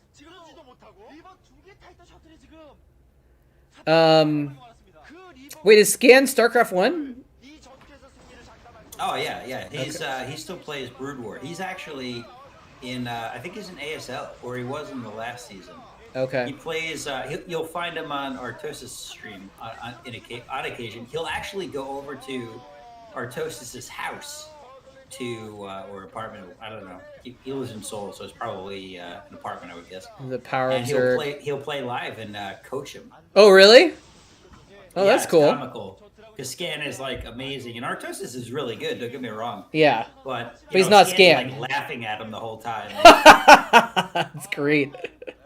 He's like, why is your SCV not mining straight on? You got to move it to the right. And Artos is like, oh yeah, I got to do that again.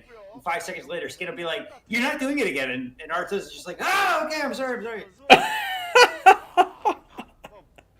That's great. That's funny.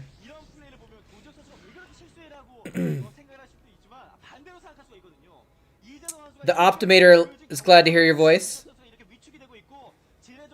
I sent him a heart. Nice. I was like, I wanted to send a kissy face emoji like I do to my wife, but I don't know what that is on Twitch.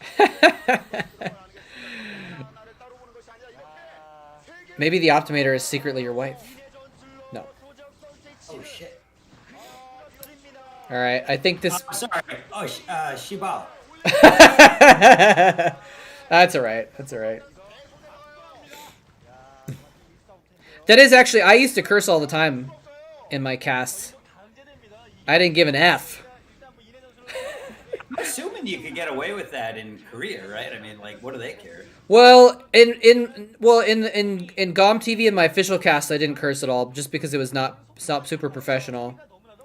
I may have let slip a curse here or there or something like that. But I used to curse a lot in my YouTube casts. My first casts, I would curse all the time.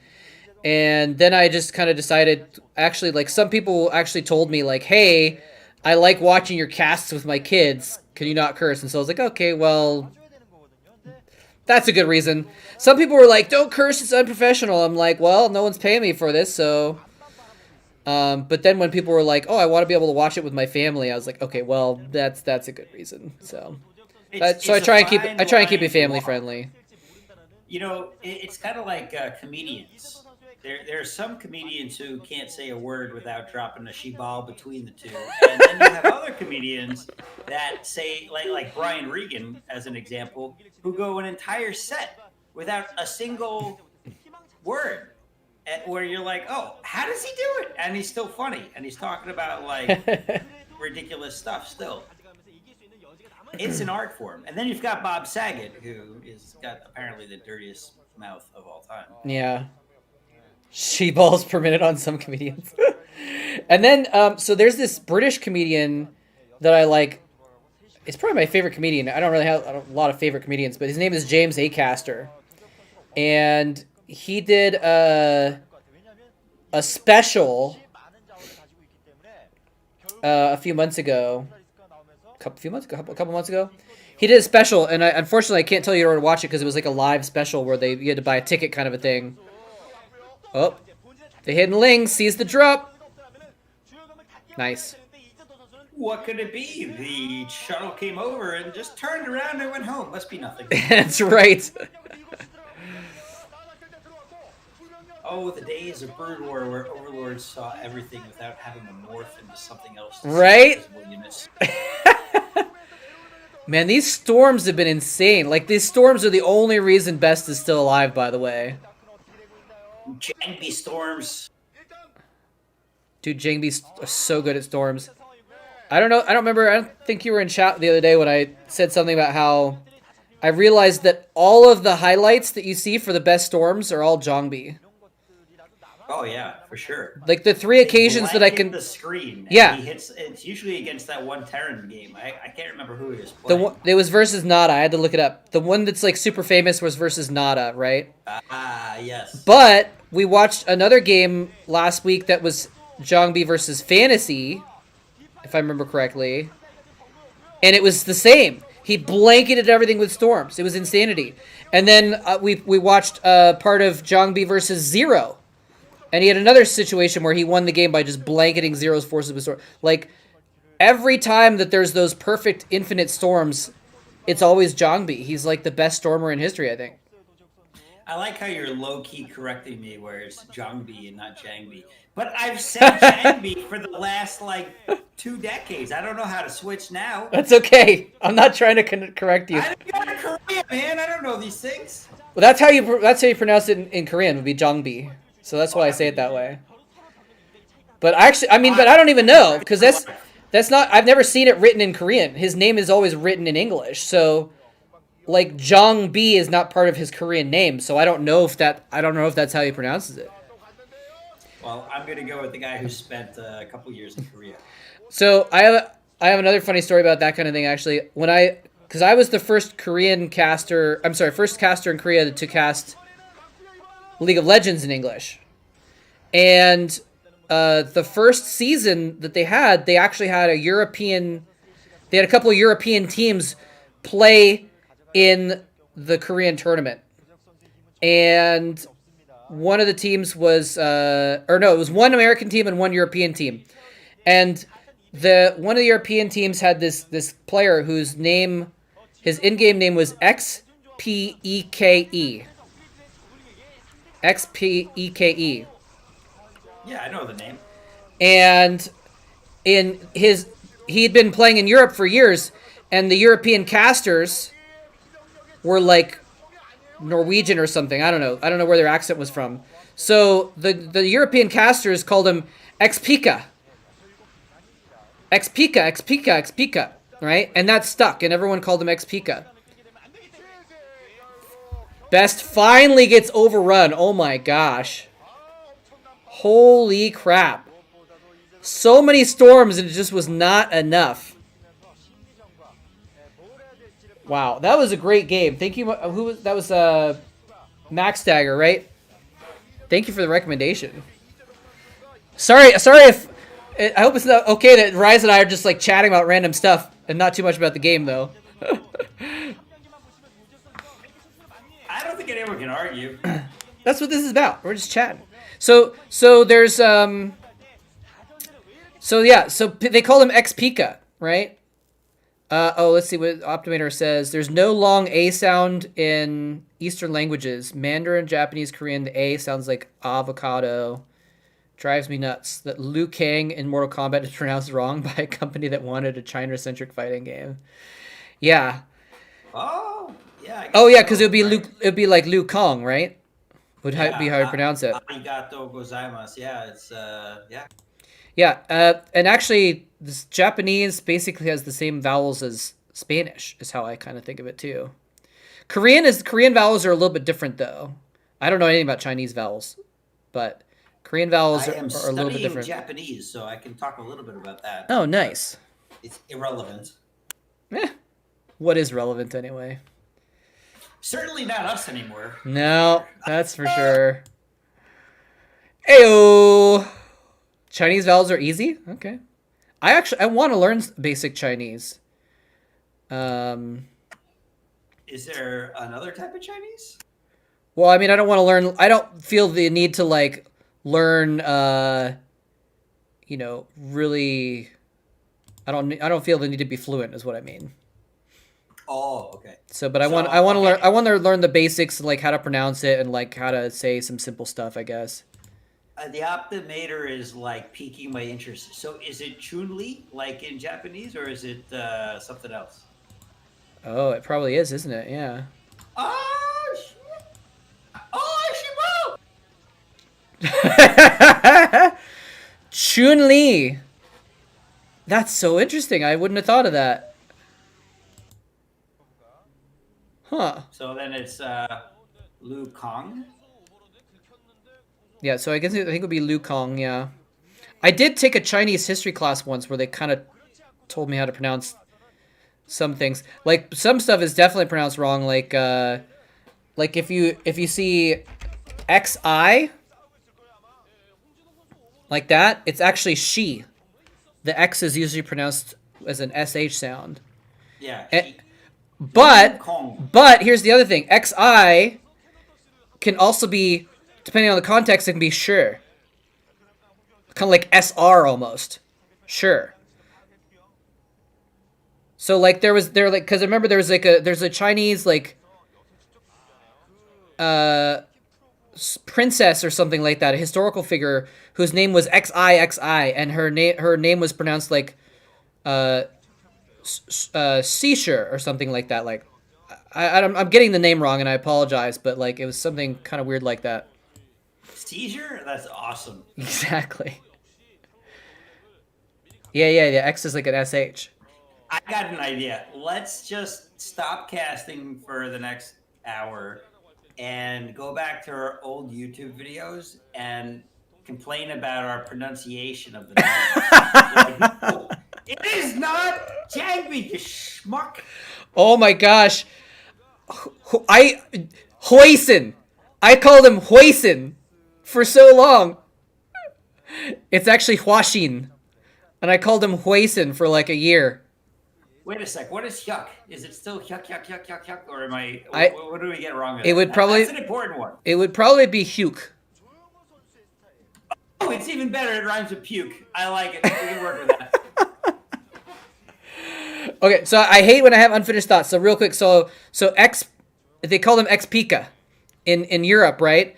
And people were tuning in to the Korean broadcasts. They'd never heard me before because it was my first time casting League of Legends professionally, and I'm casting his games and I say, oh, Xpeke is going to do this. Xpeke does that. And I'm casting it. And people flooded the chat just screaming at me. There were some Riot Games folks in the studio. And it was so bad that they came up to me in the commercial break and told me, look, everyone in the chat is killing you for pronouncing an Xpeke instead of Xpika. You gotta do something about this. And so I went back on stream and I said, look, everybody, apparently people don't like the way I'm pronouncing his name. Guess what? He's Spanish. He's from Spain. I'm pronouncing his name with a Spanish accent. And guess what? I asked him backstage how to pronounce his name. You all have been pronouncing it wrong for years. I'm pronouncing it right. Get off my nuts! I like it. You double down. So, and from there on out, for the rest of his career, people pronounced it Xpeke. That's awesome. Yeah, I mean, I watched the league back in the day when he played actually on American Cast, and that's how I remember them always saying his name. It drove me a little nuts because I was like, he's Spanish. Why are they pronouncing it that way? So I actually asked him to make sure, and he's like, no, it's Xpeke. I was like, okay, I'll pronounce it the way you want then. You schooled a country. That's pretty solid. Same thing with, you know what else? I think everyone knows this too. Did you know that Nooney's name is pronounced Nooney, not Noni? Yes. I think to this day, people still pronounce his name wrong. Or maybe even out as a joke, as a meme. Oh, it's hard not to. It's the way it's spelled for sure makes you think Noni. Yeah, of course. No doubt about it. But he's casted enough where he set his own name, or somebody's referred to it where it's clear, but it doesn't look that way. I didn't watch the whole video, but there was a video the other day where Nooney and Day 9 were casting a series. And the introduction was hilarious because he says, "Hi, I'm Day 9, and I'm going to be casting this game. And with me here, I have a great group Protoss player by the name of Noni." And he said, "Take it away, Noni." And he says, "Yes, hello, I'm Nooney." Nice.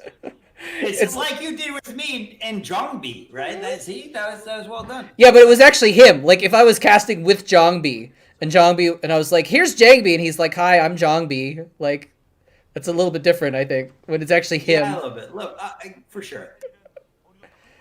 Anyway, yes, since learning basic Korean, I have definitely adjusted the way I pronounce people's names, but, like, it's, it doesn't matter that much. Especially because fantasy is an English word. Like, I'm not going to say fantasai or something like that. Like, it's an English word, That's what you would do in Japanese, though, because it's katakana. They would use, it's a loan word. They still use their existing syllabary. So is Korean a syllabary too? Or in Korean, you see the same thing where when they write things in Korean, they write it using Korean syllables that approximate the English words. So if you see the word StarCraft written in Korean, it's actually, I'll say it like sectioned out. It's actually written StarCraft. Because there's no F sound, there's no real S sound, there's no R sound, so they have to approximate everything. So it's Satara Karapata. And then, they say it together. Stakrapta. I can't even say it. But like, the best one is McDonald's. McDonald's in Japan is Makudanradu.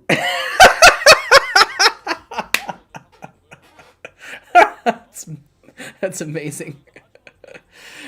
Zergbong. That's right. You have to pronounce Zergbong in English. There's not really, unless it's supposed to be Zergbong. Zergbong.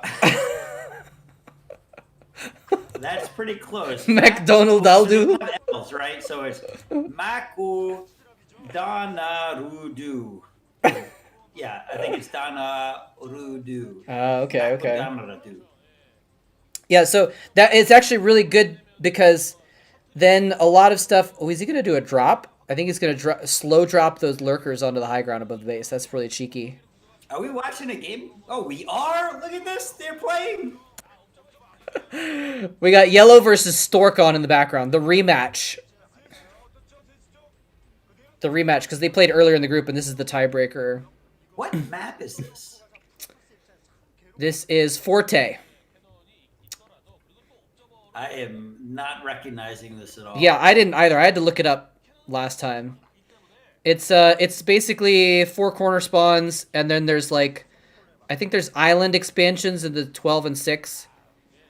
I'm trying to figure out. And there's like high ground ridges. Lurkers. Because there's why did they drop the lurkers there? There's a high ground. Like you get across. There's a high ground ridge above the expansion, but apparently he just wants to. So I think he has 1 lurker at the the split minerals. So I think he has 1 lurker at the high ground. He got 1 probe, but that was the worst lurker drop I've ever seen in my life. Wow, the worst ever. I think so. Well, I mean, sure, there's probably been lurker drops that haven't gotten anything ever to a good reaction. But he got 3 shots off in a row, and every single one went after the same single probe, and the diagonal that the lurker spikes went didn't hit a single other probe somehow. It was like threading the needle. Yeah, the probes were like mining. The probes were like mining and inadvertently like dodging the bullets like Neo while they were doing it. I think he was like curving the lurker spikes, which I didn't know you could do, but it appears that that's what happened. Yeah. One of the good things about the English Korean thing is it makes it easy to tell if you learn the written Korean language in Korea, you can actually tell some stuff about what's going on. Like, I was trying to figure out how to get back to where I was, a hostel I was staying for the night in this one random town. I didn't know how to get there, and I was looking at the bus schedule, and the bus schedule said Bus Center. I was like, oh, that's the bus center. I can go back there, and I didn't know how to find my hostel from that spot. So, and like you go to a restaurant, and like it'll say like chicken teriyaki in Korean, but it's like, well, if you sound it out, you can tell what it's talking about anyway. So, it's every once in a while you get lucky. Yeah. Diggity is back after cleaning up the brownish purple. It was plastered all over the house. Oh my gosh. Sorry, man. We got a drop coming in. I like it. You think he'll get more than 1 probe? He might get 2 probes this time. Nope, never mind. Oh, he got an observer. This is more than just a lurker drop, though. This is a big old drop. All right, if he doesn't get a probe here, I'll be upset. Oh, that was a good recovery. I like it.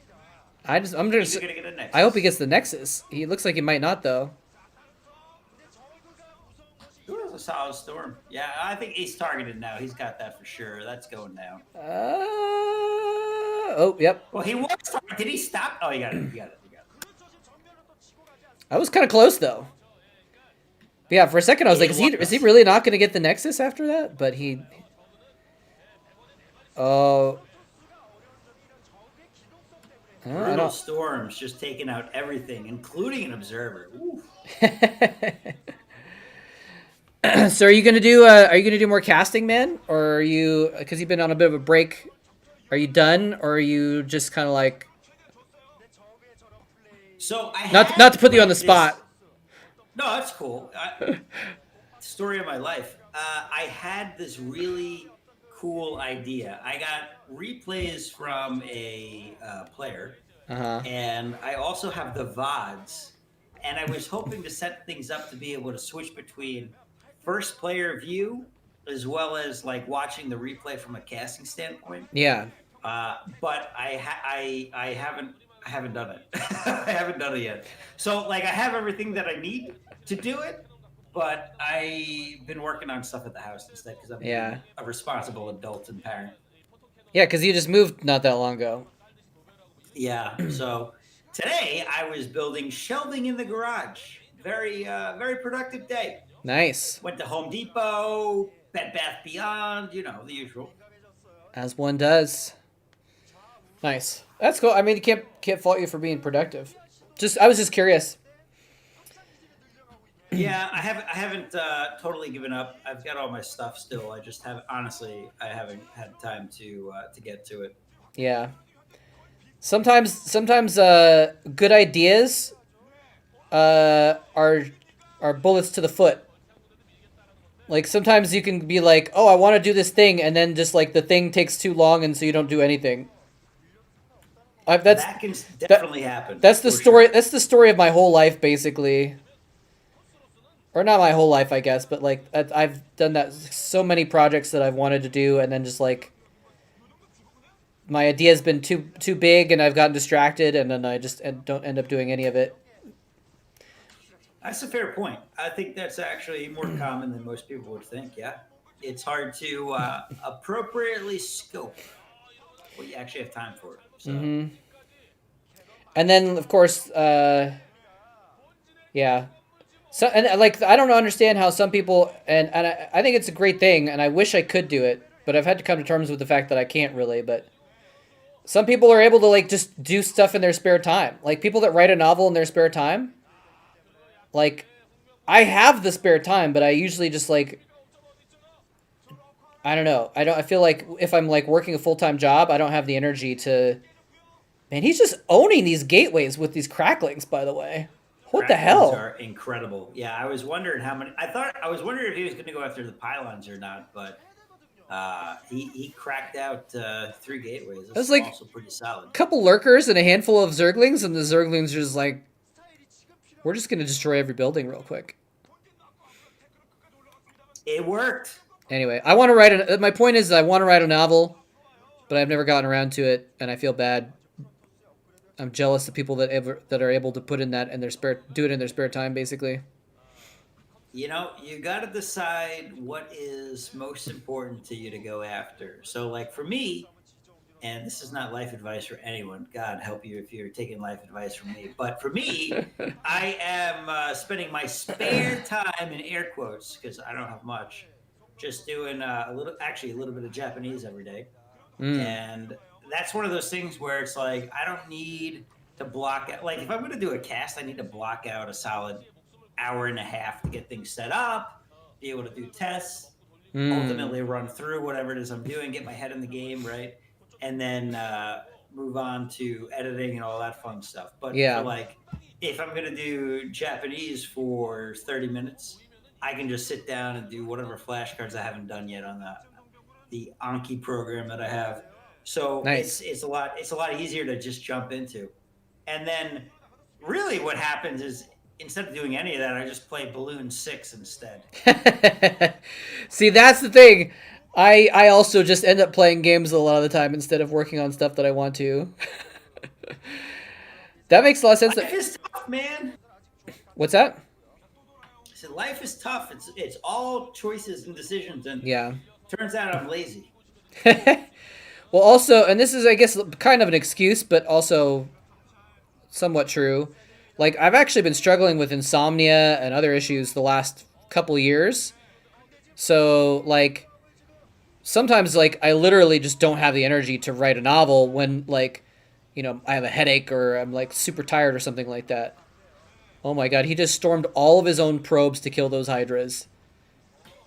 I guess from Zerg's standpoint, mission accomplished. He didn't even kill all the units, so they're still gonna get the Nexus. Oh, he almost saved it. That is like, as a Protoss player, which I am, I don't admit that publicly usually, but It's a that is risky. one of the most painful things because you're like, I got to send a probe all the way back there, warp it back in. It's rough.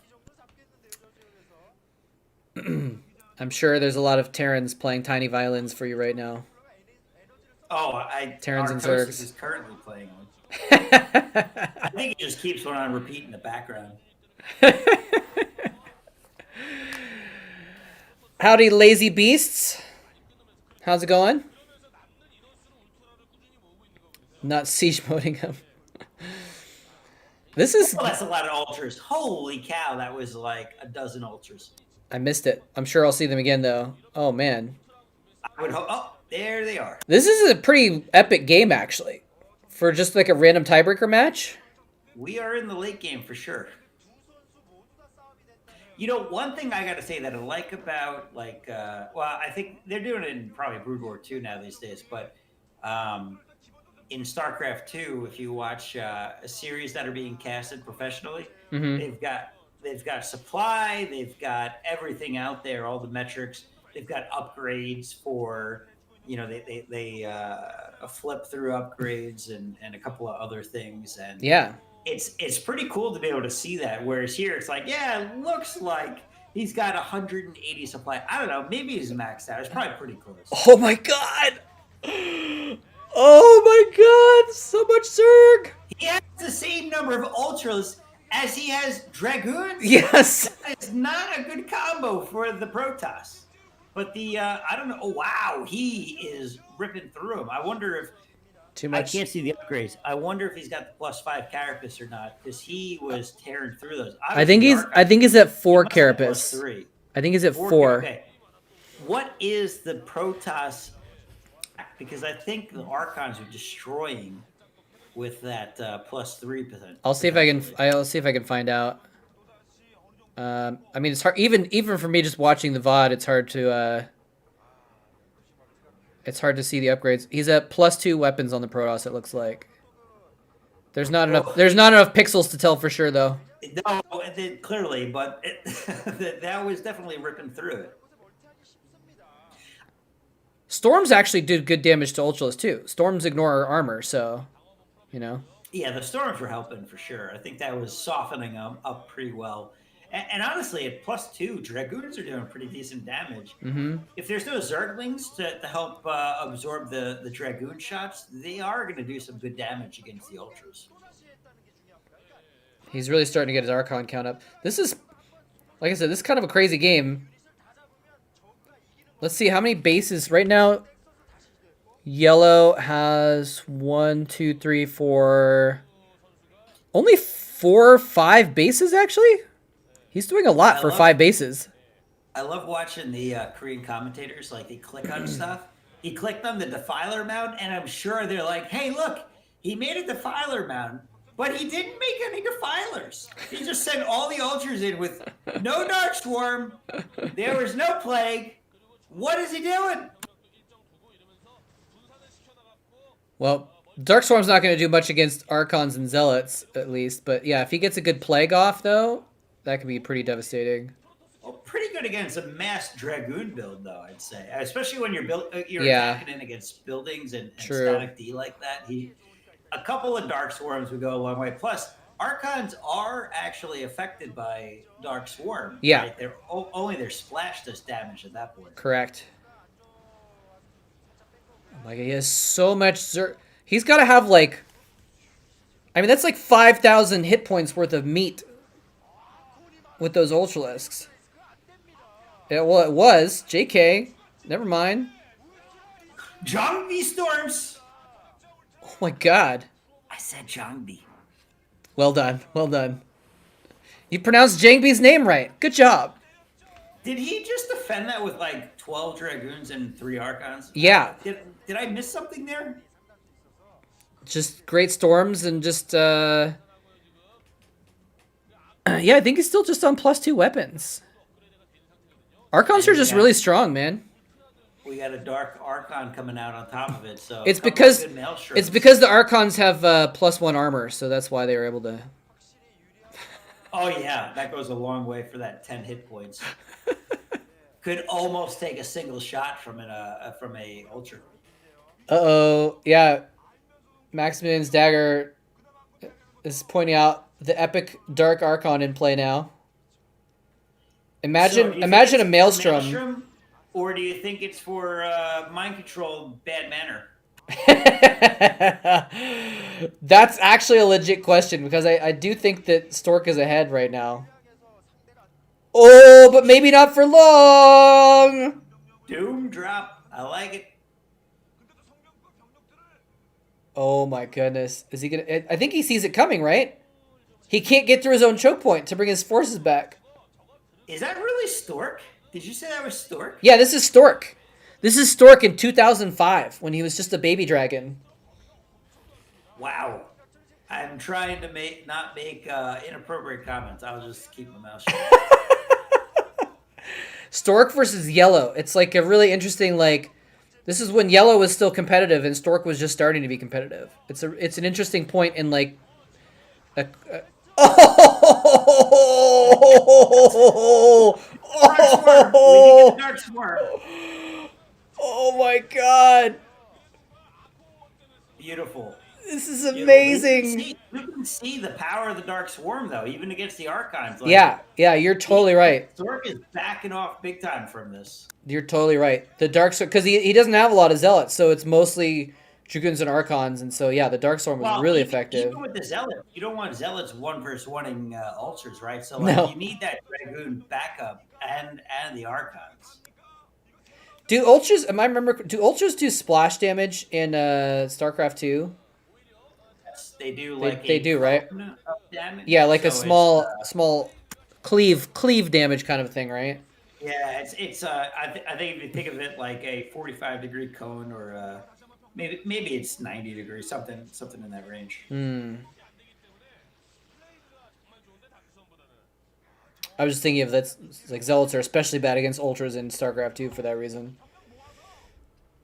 I love. I'll never get tired of the first-person VOD views in these videos. There, I always thought that was the coolest part. That was where it was like, oh, Shibao, these guys are amazing at macro, micro, whatever it may be. That you just when you play by yourself, you're like, oh, you can do that in this game.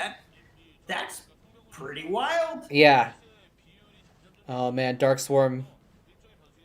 I was thinking like that ramp is so small it's impossible to get up, but nope. One Dark Swarm, and that is now Zerg territory. Except now he's trapped in there.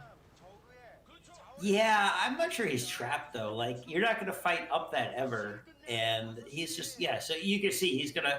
The thing is, like Protoss likes to play in a ball. You need all of those units together for them to be effective. True. So they're just going to back off, and he's got to stay. The Zerg can always do a run by or whatever, so he's got to stay in position, and that allows the Zerg to get out of there. Yeah, you're right. I was thinking like if he's up that ramp, you could just lock him in with a small amount of units, but you're right. He kind of moved away. Now this is good, right? When he's able to catch some units for free like that, that's going to be helpful. But he loses a base for it. It's brutal. I mean, no doubt about it. The Zerg feels like he's dominating at this point. Protoss is down to what, 2 mining bases, if not 1. I'm not sure. The 12 o'clock base is actually mining anymore. But it looks like that. I don't know. Middle expansion-ish base is still maybe mining a little bit. This is beautiful. This is just beautiful. It's when I started watching StarCraft, Yellow was already kind of washed up, right? So I didn't really ever watch him that much. But like, this is why his nickname was the Storm Zerg, because he is just so strong with when he just gets going. It's just beautiful to watch with like just absolute ridiculous numbers of units, masses of ultras with Lings and Dark Swarm. It's insanity. I mean, really, isn't he the first Zerg player to really play Zerg as we think of it today? Where we actually use the phrase Zergum, which just means stream units constantly at an opponent, and he does that throughout the game. Yeah, I think that's where Storm Zerg comes from, although I'm not sure. But yeah, he was definitely like one of the first to really play Zerg like that. Like back in like 2001, I think actually even. And then July Zerg, I think, was the one who really made the Sauron Zerg style with like 10 bases, 15 hatcheries, a move. I would love to see mineral count here. Again, this is like when I look at StarCraft 2. I love seeing the bank, and I feel like Protoss has got to be going broke. Although it's sometimes I wish I could see it, but sometimes I prefer without it. Like it leaves a little bit more mystery. Like there's It's true. a little bit more suspense and a little bit more for me to do as a caster to like try and figure out what's going on in the scenario, you know? That's a fair point. Certainly, you can tell a different story, right? When you don't know, when nobody knows all the information. Yeah. But if we saw the supply count right now and it said like Stork 160, or let's say it said like, you know, Stork is at 120 supply and Yellow's at 190. Well, then you're like, okay, well the game's kind of over, and it's not really. But now because we don't know, it feels more even. Like it feels like it could go either way, even though one of them may have a Sure, supply lead that we just don't know about. You know? it's true. You can certainly sell that point, right? Where it's like, if you're watching it live and you know all the information, you're like, we're kind of just waiting for the guy to tap out. And have you? What happened? Yeah. Have you noticed in ASL they don't show the supply tab? No, I didn't realize that actually. Yeah, they show the production tab, but they don't show the supply tab. And actually, I think why is because so I've been doing some casts for. Have you done anything with Starcast TV? I have not. Okay. Anyway, I've done a few casts for Starcast TV, and he gets pro gamers replays basically, and gives them to casters to do for the channel. But he says that one of the agreements that he has to make for the replays is that you will never show the supply tab. And the reason why is because that's how you can get the build order and like analyze someone's build order. So I think that's why they don't do it in ASL either, is because that it's like enough of a secret that you can like, if you don't show the production tab all the time and you hide the supply tab, you can't copy someone's build. So that's like kind of an interesting thing that like in StarCraft 2, when you always have the supply tab open, the production tab and everything, like you can copy someone's build from watching a tournament VOD, but you can't do that in StarCraft. Yeah, it's interesting. Plague Archons! Yes. What more could you want in life? I love going back to like pre 2004 or whenever replays came out. It was sometime back then, right? And everything was just a mystery. You're like trying to deconstruct what happened from Yeah, this, which is yeah. very difficult to do. I think if I had to go back and if I was starting over, I think I would make my StarCraft name Plague Archon. Just because it's such a funny, ironic situation. I don't know. For some reason I just love Plague Archons. All that effort for 10 HP. 9 HP. True, true. Oh man. There's another Dark Archon, but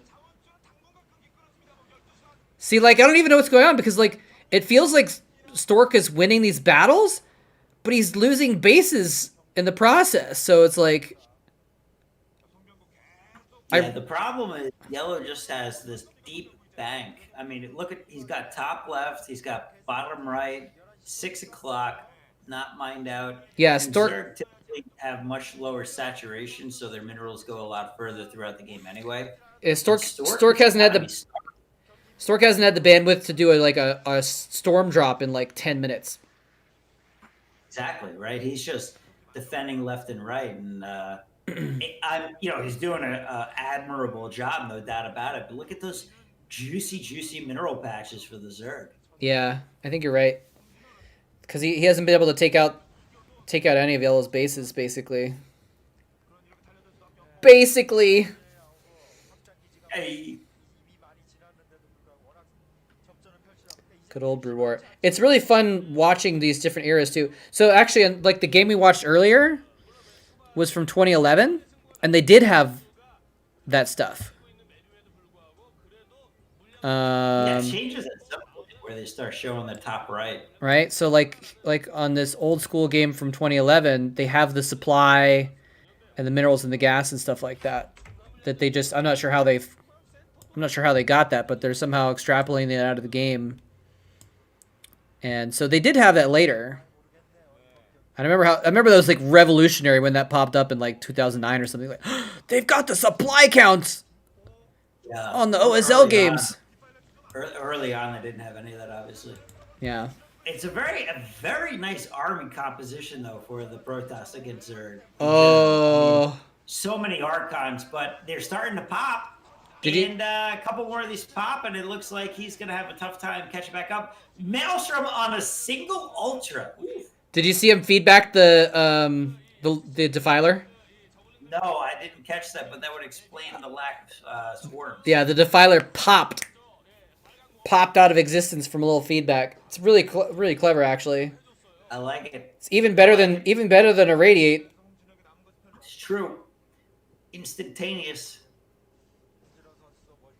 I guess, although feedback does the same amount of damage as the energy, right?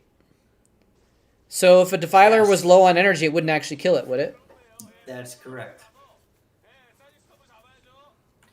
But he probably had the 250 energy total. Yeah. So 150 would have taken him out. I forget what a Defiler is. It's like 80. What is it? It's either like 80 or 120 HP. I think it's 120. How much? So yeah, that'd be enough. How much? Because how much damage does an Irradiate do? Over time, I feel like it doesn't do 200, right? Because it doesn't kill an Overlord. Or does it?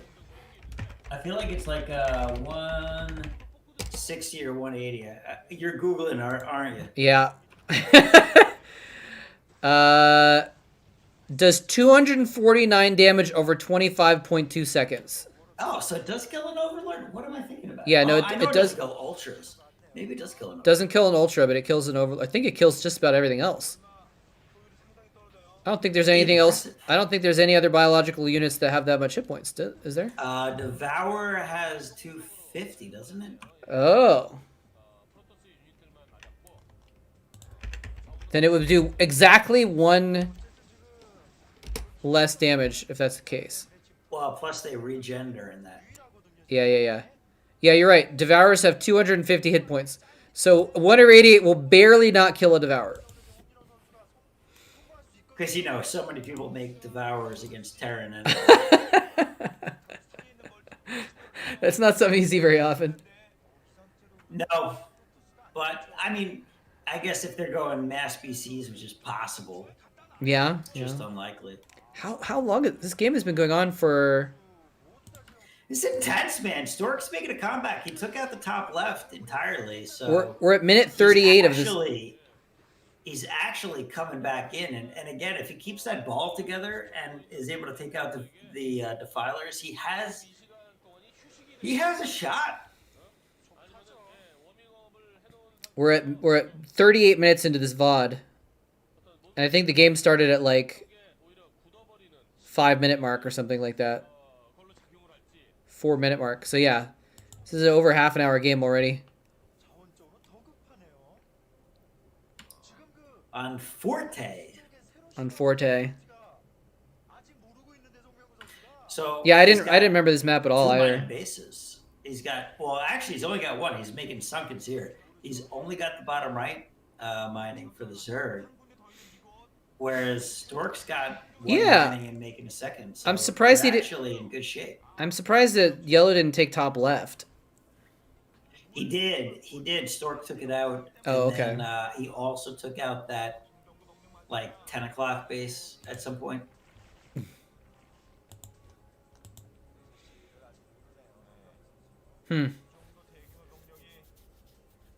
What's the weather like where you are? Today was 52 and cloudy. I think I told you I've been house sitting in Idaho. Listen, this is last link. If you don't have time today, keep it in Notepad for next stream.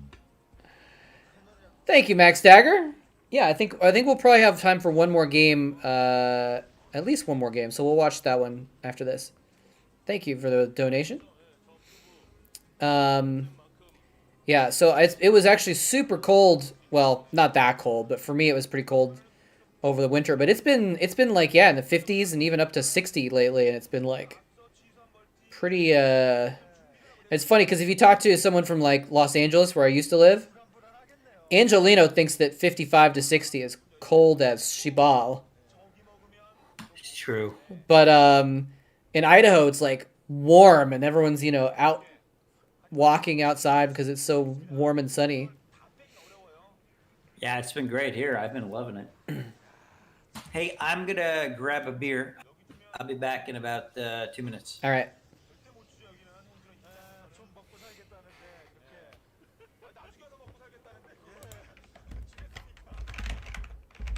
Let me see if I can pull up that link without pasting it to myself in the chat.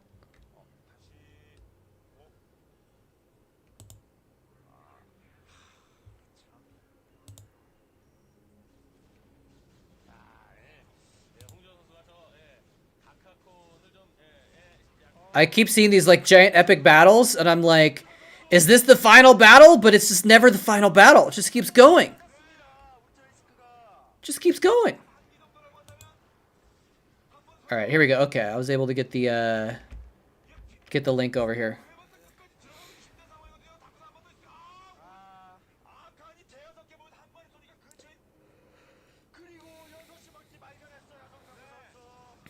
I every time I think Yellow's running out of steam, he has another dozen Ultralisks. It's kind of insane. Oh, Aegistall, I missed your alert earlier. Thank you for the follow. Aegistall? Agastal? However it's pronounced, if you're still around. Hey, Sony, what's up? This is why SC1 is better than SC2.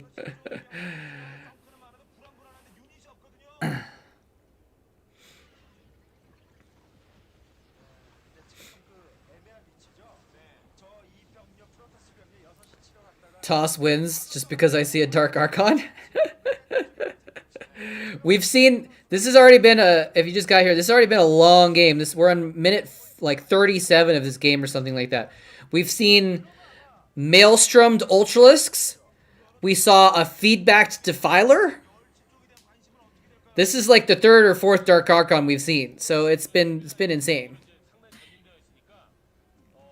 And we saw 1,000 drones on like a single mineral patch. That's right.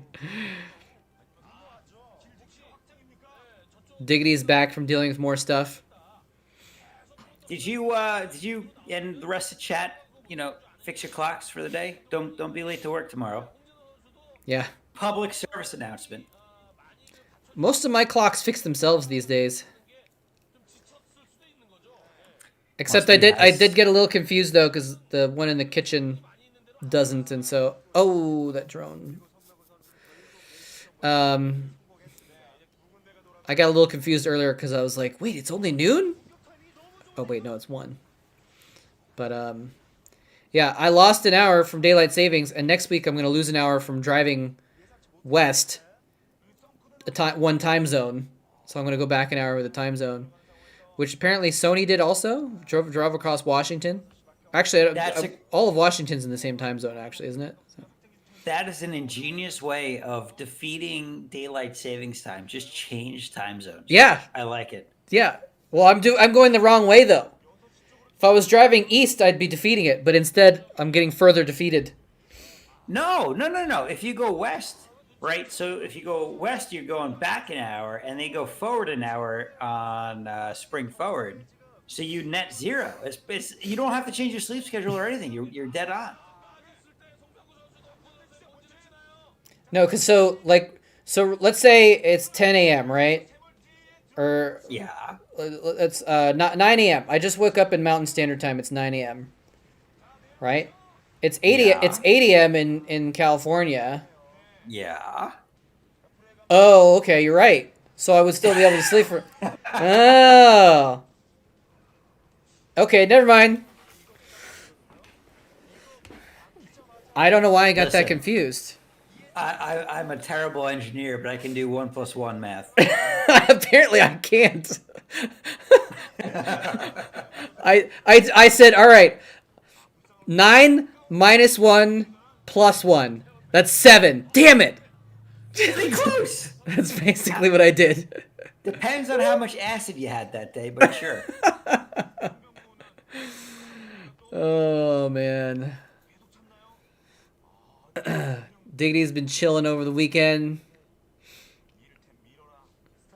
Happy Pi Day. That's right. It's 314. Oh, snap. You're right. We change clocks on Pi Day? Is that always the case? No, it's different. Different every year. Oh man, we were streaming too. It's too bad we I started the stream at exactly 314159. Because I started right before 2 o'clock local time. So, I don't actually know the digits of pi, but I'm assuming you're saying you started on Yeah. extended digits of pi. Exactly. Pi is That is a solid nerd flex right there. pi is 3.14159 578 or something like that. I don't remember after the 5 digits. I used to know like 10 digits of pi, but I've forgotten them. Diggity. If you were in a mod, I would ban you right now. Just saying. Going in circles right now. Get out of here. Go home. Well, luckily, Diggity is not within the radius of your banning powers. Ah! All right, enough with the puns.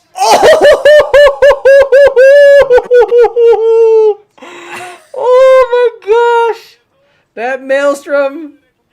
He got it, but he didn't do anything with it. He didn't have any like Templar. Well, he was trying to kill it with Archons, but he Dark Swarmed them while they were Maelstroms, so the Archons couldn't kill them. Oh, brutal. Let's have another round of puns. Oh no! What has my stream become? Puntastic. Oh man. Well, they're both killing each other's expansions. They're both mined out, so it's gonna end one way or another soon, I think. And I'm not saying that just because I know the VOD is almost over. I still feel like Zerg has got it. I mean, he just mined out, so if Stork can hold this, but Stork is just down to 2 Archons against like 11 Ultras. I'm pretty sure that's 11 Ultras. GG. Yep. Beautiful. Beautiful game. Stork getting his early career experience handed to him right here.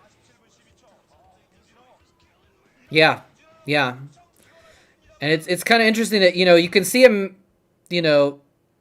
not quite playing at his fullest potential, but it's like, pre-Stork that like 3 years after this, he's going to be one of the best Protosses ever, Yellow is one cool mother baller, don't you think? He is. He definitely has like a slick look to him.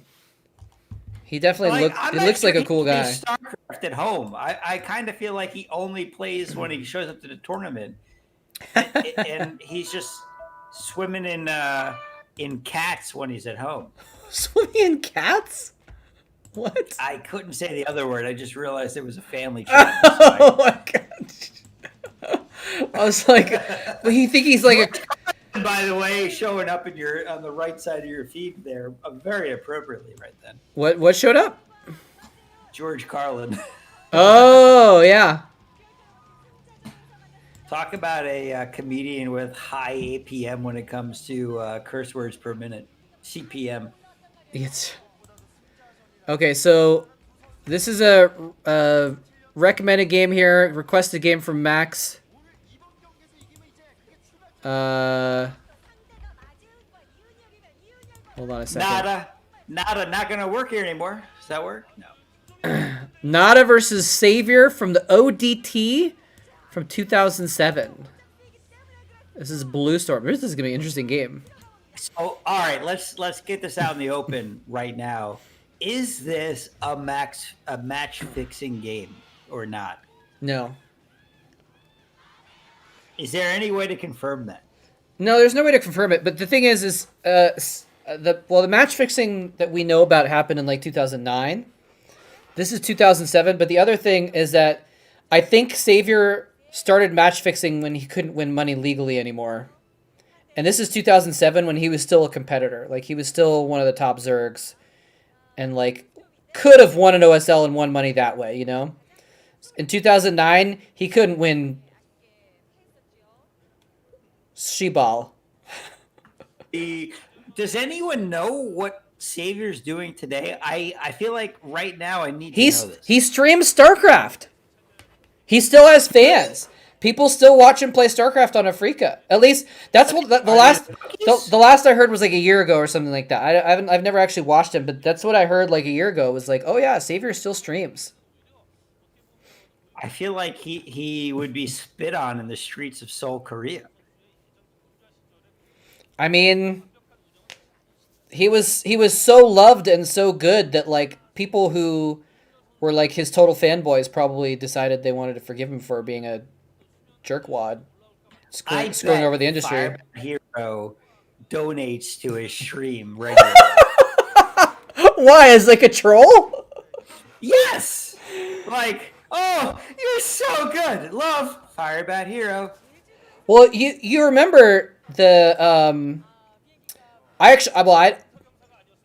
trying to say? I didn't remember this until recently, and I think someone pointed out to me. They had me watch it or something like that. The ceremony that Firebat Hero was first kind of became famous for, where he got up out of his chair and he started doing this, and like I dream about that regularly. He was dancing. You dream of it. He was dancing around Savior. Yes. So he didn't show Savior respect at all. That's why he donates to him now when he's at his lowest. This is what an official troll would do. This is what I would do if we were rivals, Mole Trap.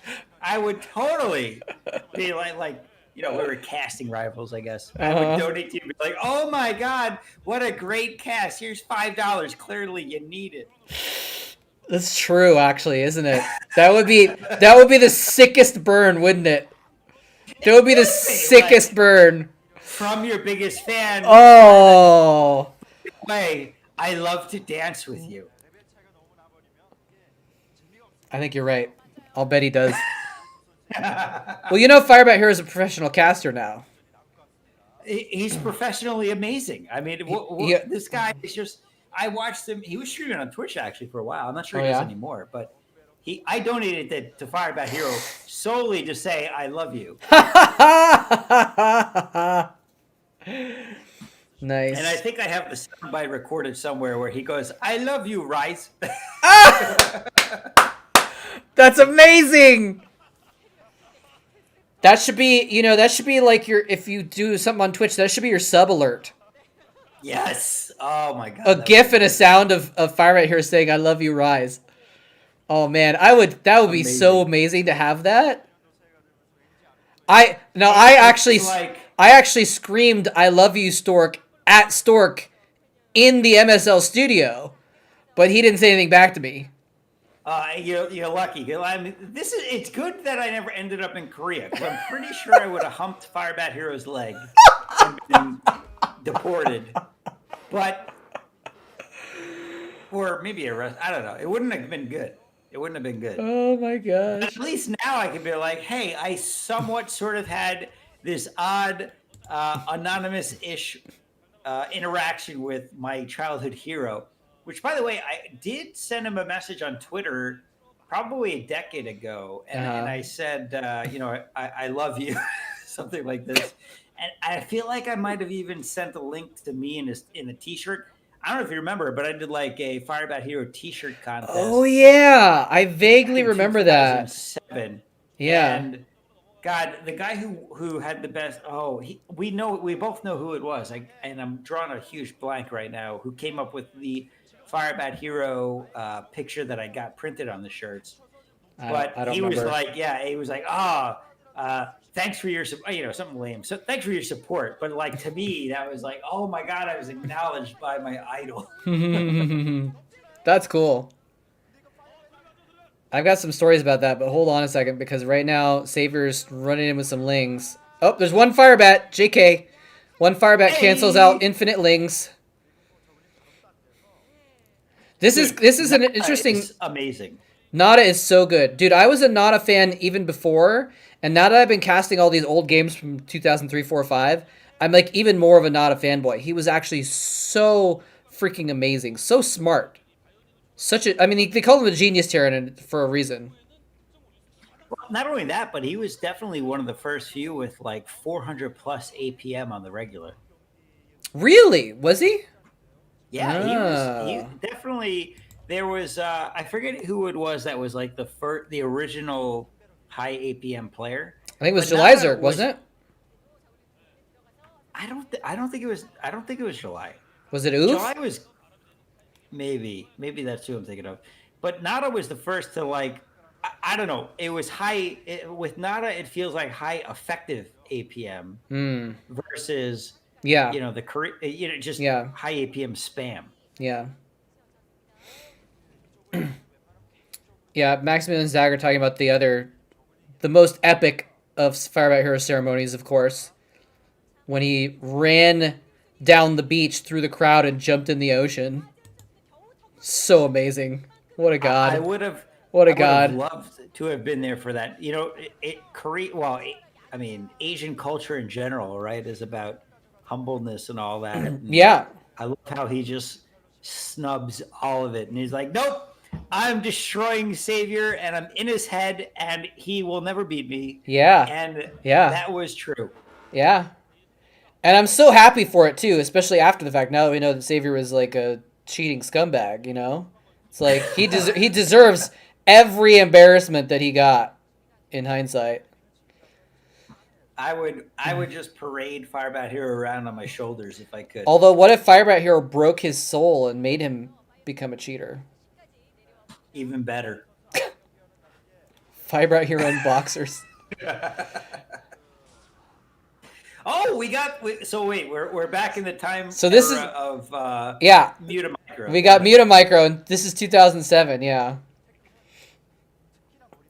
Beautiful. and it's let's kind of be honest, amazing. Savior was good.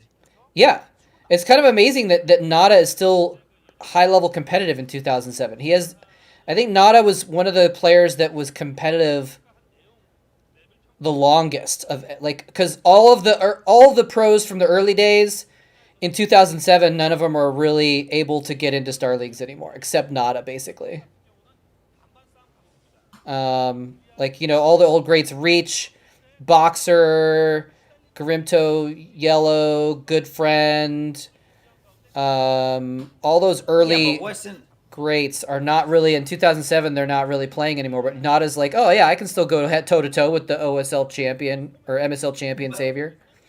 the big thing about Nada was he was at the time he was like the young up and comer, right? So he was definitely still moldable at this point, and I feel like he was moldable through that transition, not to the point of obviously the late greats of Jadong and Well, Flash in that era. Nada was already playing in like late 2002, 2003. Yeah, So but he wasn't he like 14? I don't know. Or does he just have a baby face that I'm thinking of baby? Oh, let me look him up. I think I just looked this up recently because I casted some Nada games, but I forgot. So Nada was born in 1984. He's actually not that young. It must be his baby face. So in 2004, he would have been 20. So that's not that. So he started playing when he was like 18 or 19, basically. But they say your brain is not fully formed till you're 25. So That's clearly correct. he was able to adapt. Yeah. So if you think about it, just by having being in the era of high APM players, he was probably able to get with game knowledge, able to hang longer than the Yeah. boxers, goofs. I'm certain that that's why like Jelizerg was able to win the OSL in 2008, just because his game experience was so high, having played at the highest level for so long, that even if he'd been maybe a little outpaced, it didn't matter because he was just so. It was in his soul, Yeah, it's kind of when you think about it, it's almost like Flash today, where Flash's knowledge is so deep that he's Yeah. like, well, I'm just going to play random because there isn't anything else for me to learn with Terran. Yeah, for sure. All right, come on, Nada, beat Savior. Beat Over on this his cheating third. bastard. Oh, that was good. Nice spread. That is beautiful, See, actually. that's Nada. Very minimal damage. 99.9% of Terrans in the universe would not have been able to pull that off with the perfect spread and kill those lurkers with such minimal damage. But Nada is just so good at stuff like that, and that's why, like, I was like agreeing when you're talking about like effective APM, because Nada uses APM to make magic happen on a small scale. It's ridiculous. It's ridiculous what you could do. True. You can do a lot with a little, for sure. Not only that, he could do a lot with a little, but he had the macro to back it up. So even though he could do a lot with a little, if he messed up or ultimately lose out what he had, he was still, making his macro rounds and cranking out the reens and whatnot. Yeah, yeah. Jelizerk had the mentality of not giving up easily. Yeah, he's a very, very stick to it player. Very aggressive. He drags out Shijiji earlier, but sometimes his mentality won him comebacks. Yeah, I mean, I sometimes I do fault players for not GGing, but not very easily, because sometimes you never know if you can come back. Especially if us looking from the observer point of view, we might know that they're dead, but they might not know that they're dead. So you can't fault them for not giving up. That's true. It is one of those things where if you're the player, and anyone who's really played StarCraft themselves, like, you can feel like you're behind. Well, let me rephrase that. When I play StarCraft, I always feel like I'm behind, and until you actually go in and attack and see the effect of the attack, you still don't know. You don't know if the player is macroing behind it. You have to assume these things, right? So if your opponent comes out slightly ahead at the end of a battle, but you've been macroing behind it, you may be perfectly fine. You may actually be ahead because you don't know for sure if they've got the same cycles behind them. Yeah. What was it? Wasn't it Idra actually that his opponent used hallucinate to make a bunch of extra carriers, and he thought he was so far behind that he GG'd and it was a fake and he was actually ahead? Well, that's highly likely. I know Idra is very, very popular for TSL3 errors against Nooney, actually, where he canceled his own command center and Oh, GG'd. I forgot about. Oh, that's right. That's right. I'd like forgotten about that.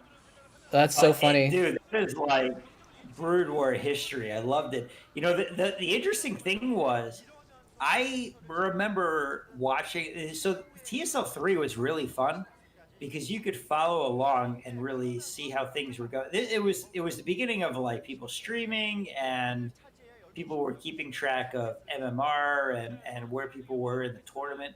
And you could actually you could start putting that story together of what was happening as the tournament developed, because the way you had to qualify was you had to win ladder tournaments. You had to get a certain number of certain ladder rank, right? yeah.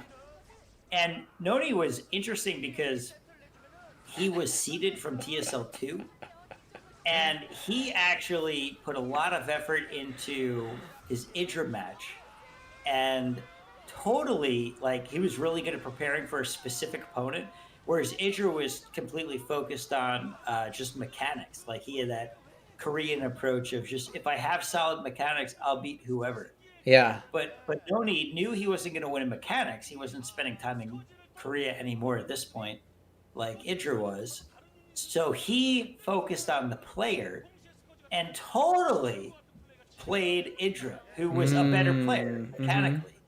But it was a beautiful thing to watch, and it was really interesting to see like how you can deconstruct a top level player without the skill of a top level player. Well, I mean, he was still a good player, obviously, but not quite the same skill as Idra mechanically. I don't know. Nooney was close though. And by the way, I just want to stop to say hi to Sealtd or Kelt SD. I'm not sure how you say your name, but welcome. Good to see you as well. And also, yeah, earlier we were talking about how Nooney's name is pronounced Noonie, since we were talking about correct name pronunciations. So what is it? Is it Idra or is it Idra? I think it's Idra. Diggity is saying Idra. He has said it. He's But mentioned it so many times. that is. I was gonna say that's so funny because his name is pronounced. He pronounces it Idra, and Artosis knows that and will straight up call him Idra to his face because he doesn't care. It's so funny. It's true. What can you do when you're the one who determines the conversation? Yeah. How crazy is this game, bro? By the way, I love.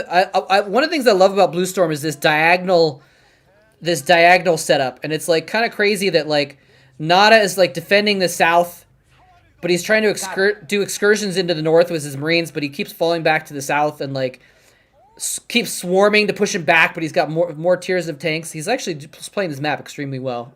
Look how fast he is, man. I mean, that is solid. He is moving.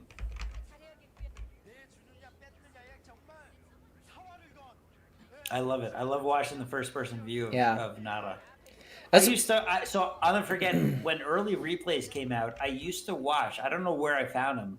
Thinking back on it, but I used to watch Nada versus Boxer games where they're doing mass BC versus BC TVTs, and like crazy lockdowns and all this ridiculous stuff, hour-long games. And it was what changed my mind on what was possible in this game.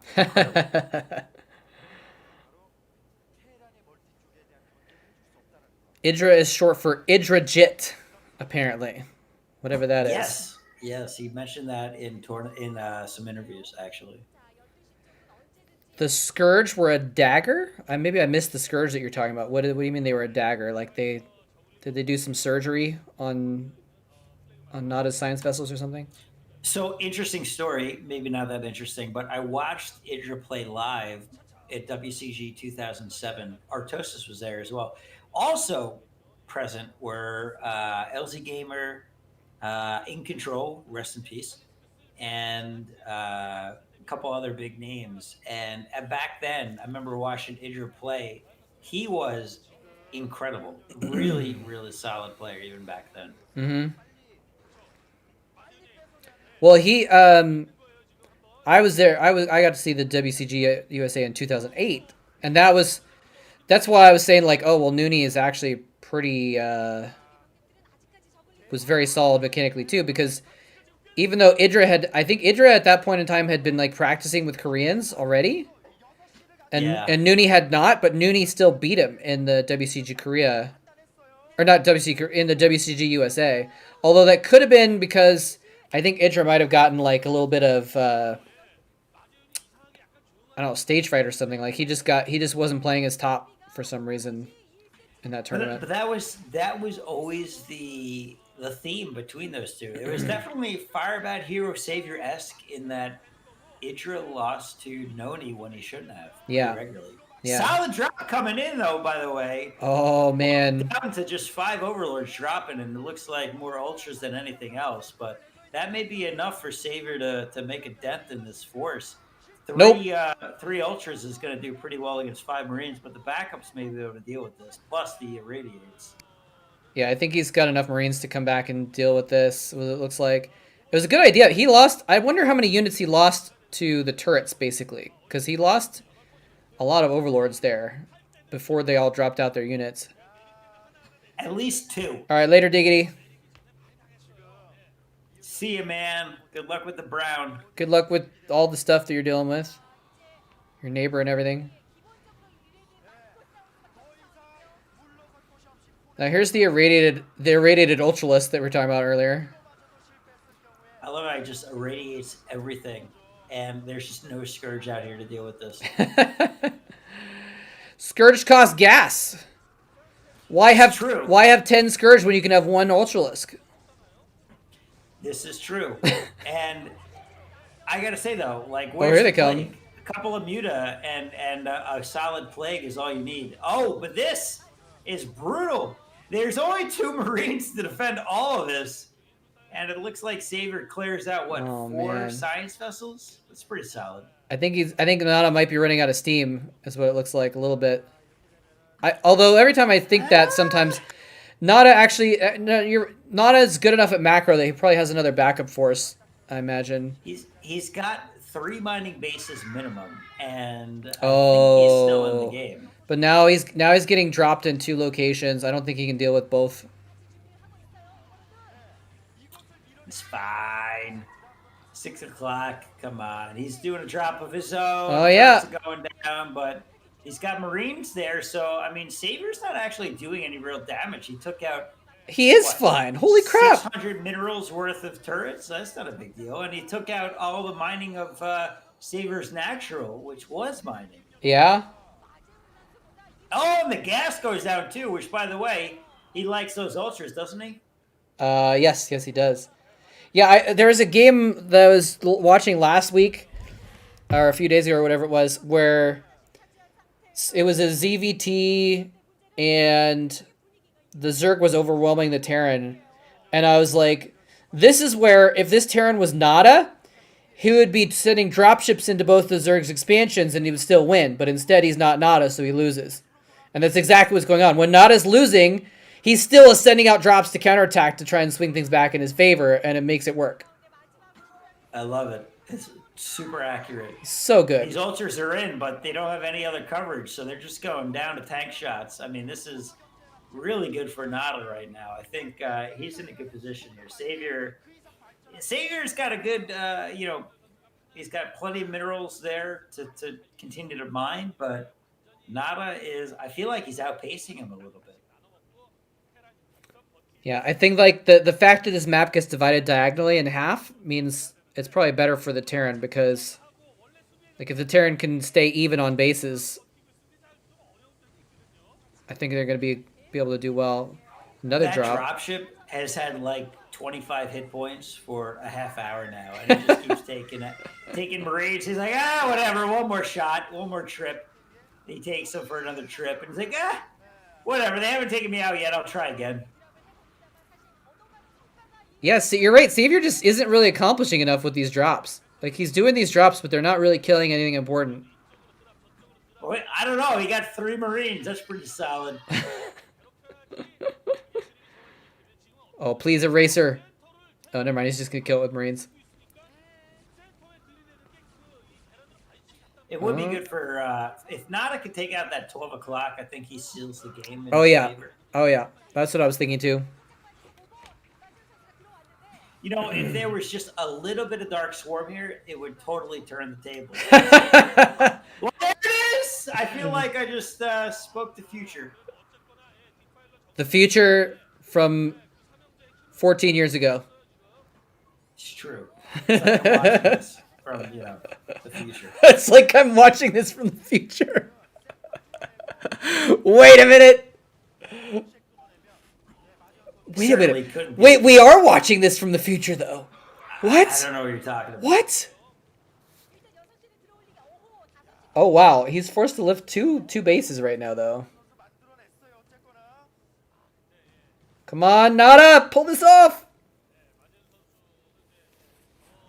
Channel your inner Firebat hero. You can do this. Savior is a pile of garbage who cheats and makes money off of it. I feel like, and this is 2006, or if this was 2006, like that was Savior's prime, and no one could beat him. And this is 2007, so not a, I think. Oh, Plague-oo. Plague-oo. Oh. Yeah, Chris is right. You have to hand it to Savior there. He was he was good when he was good. Like, he was a very strong strategic player. Oh, clearly. I just don't like him as a person. Yeah, and exactly. I love him. Yeah, this. I'm an unbiased caster. This is the kind of game that really tests the absolute highest level of a programmer. When it's late game and there's stuff going on all over the map, and it's not just, you can't follow a build order to deal with this situation. This, you have to play by ear, and you just have to have the multitasking of a god to deal with this. And so this is the true test Like, tournament finals should only be this kind of game because it really determines who's the better player. Who can deal with all of this stuff all over the map all at the same time. Well, Nada is literally sweating right now. Yeah, And did you see that? Losing at 6 o'clock and the 4:30, he is in the death throes right here as he's trying to defend against Ultra Ling Buddha. And I think Savior, unfortunately for me, because I hate the guy, is going to wrap this up for a win because Nada is not able to challenge the 12 o'clock or that 10 o'clock base in the top left for Savior. He's mining away, and really map control is dwindling. Yeah. And this Blue Storm is a great example of a map where, he's building a hatchery underneath the floating command center. That's brutal. If that doesn't tell you the state of the game. Example. Well, Blue Storm is just so clearly like, if you can't control your half of the map, you can clearly see who is winning and who is losing. And at this point, unfortunately for Nada fans, it looks like Savior's going to be able to take this one to the bank. Yeah. Damn you, Savior. Don't hurt my Nada. Oh, no. That's how Nada comes back in games, is dropships, and he kills the dropships. At least he hasn't infested a command center yet. That's the worst. Yet. I don't think he'll bother making a queen, but yeah. I agree. He dropped 2 Zerglings in the natural. That would be enough to kill somebody like me, though. So let's be honest, that's fairly effective. I mean, these are I think pretty upgraded cracklings as well. So that can take out a base. It's ridiculous. 2 cracklings can take out a base pretty quickly. Oh, GG. There's no way Nada's coming out of this after losing those. So, I mean, let's be honest. Savior was, like you said, in his prime, he was a very good player, and he showed it here.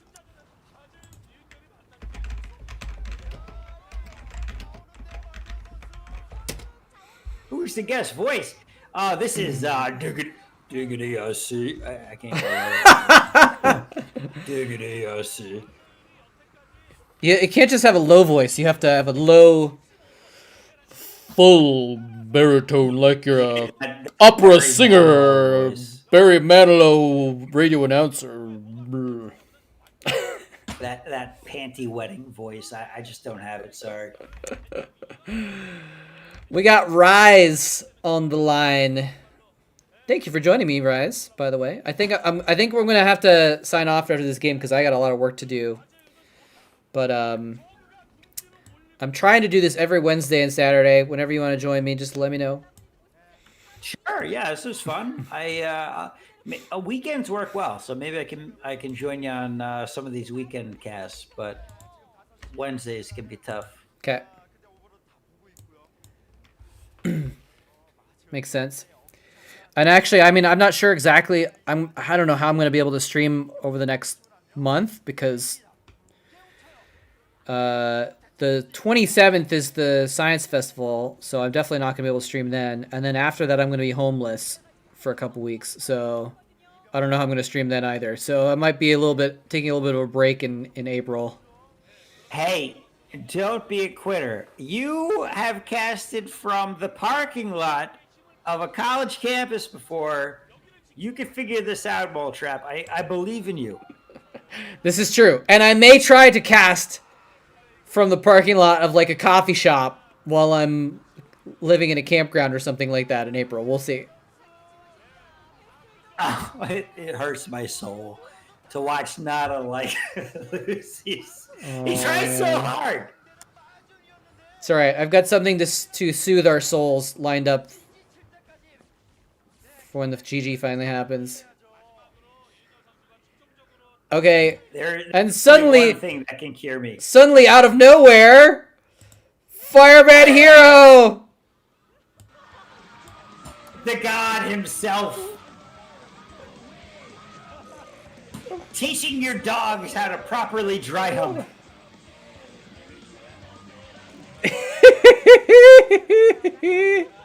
the groin injury on that split, that midair split. Oh my goodness, it doesn't even affect him. Look at him bounce back from that injury like it was nothing.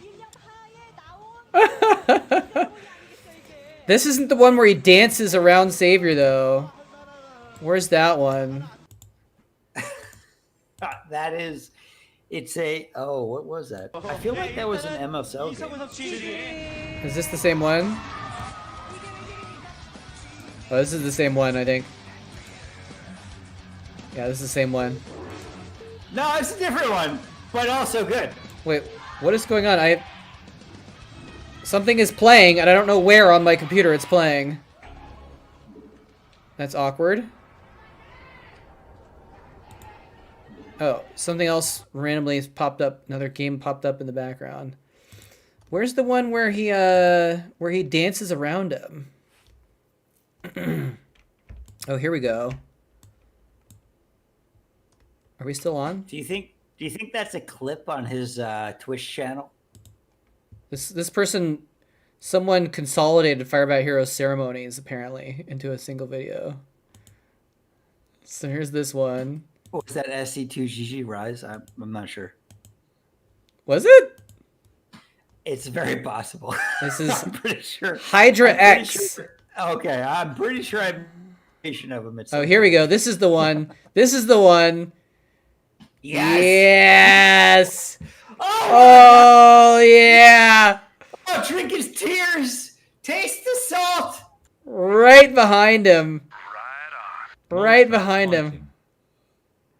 Right behind. Look, he almost does hump his leg right there. He thinks about it too. He's like, oh, he stretches. Oh man. He does this. He knows. He knows this is going to penetrate his soul. He's penetrating his soul. He impregnated his soul with his dance. Oh my god. YASD Yazd. Thank you very much, sir. Another leet donation. The best of donations. The donation of pro gamers. Thank you very much. Appreciate it. Bull trap fighting. You as well. And here we go. This is actually Cholera. Cholera made a video with this this ceremony, but this is from this is from the Pro League. Significance. Oh, the wife beater! It's out. Oh, the wife beaters! Oh, no, it's not off. Now it's off. He's wearing Adidas, the 3 stripes. Wait, where? There it is. You know, the only thing that could have made that better would be breakout pants, the ones where you can like rip them and they snap. He wears ankle socks too, like a true baller. Let's be honest, this guy is ahead of his time when it comes to style. He does a stupid dance. He's going in the sand, not in his socks. He's taking his socks off. He still has one sock on. Crossing the wires. Oh my gosh. Trip hazards. And he doesn't just run, he dances. He dances down the sand, saying, bring it, like, you know, lifting his hands in the air. He dances all the way to the ocean. In the water he goes. What a god. Baptizing himself in the tears of Savior.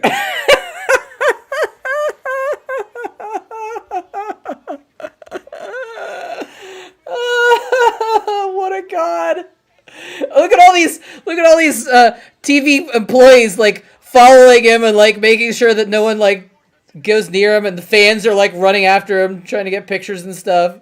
They have no idea how to handle this right now. This is like unknown territory, not only for Korea, but Korean TV in particular. Yeah, no one knows what's going on. And even with his sandy feet, he continues to parade around in style. What is in the box? Oh! T-shirts! Oh my gosh. And then the skinny gamer throwing the shirts out. Dude, I would treasure that for the rest of my life. Oh, hell yeah. I bet I could put it on eBay for $3, but I would pay $300. Oh, man. What a god. His team's like, I don't even know how to react to this.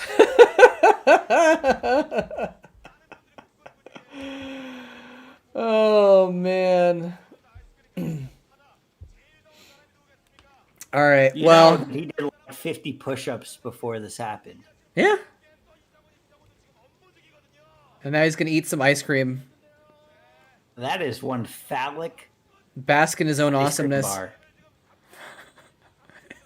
Put the sunglasses on him. The best part is he doesn't put them on himself. Like, he has a lackey who puts on his sunglasses. He stands back up and starts thrusting again. Maybe this is what pushed Xavier over the edge to a life of crime. I think that's got to be it. I'm thinking about leaving my decent life here and pursuing a life of crime. Look at the other team's bench. They look so crushed.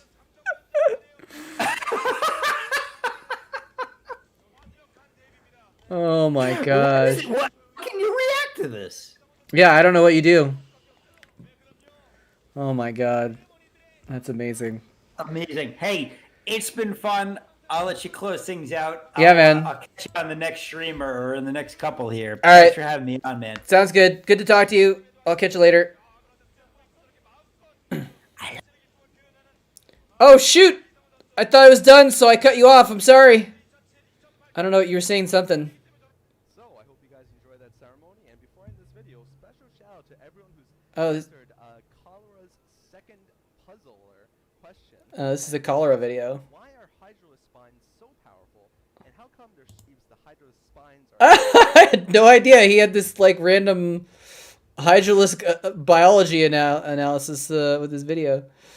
By Fake Diggity. Oh, man. Anyway. Yeah, so I am gonna close it out. Thank you all for watching. Let me just, but again, stick around if you're in Twitch. We'll do a little raid.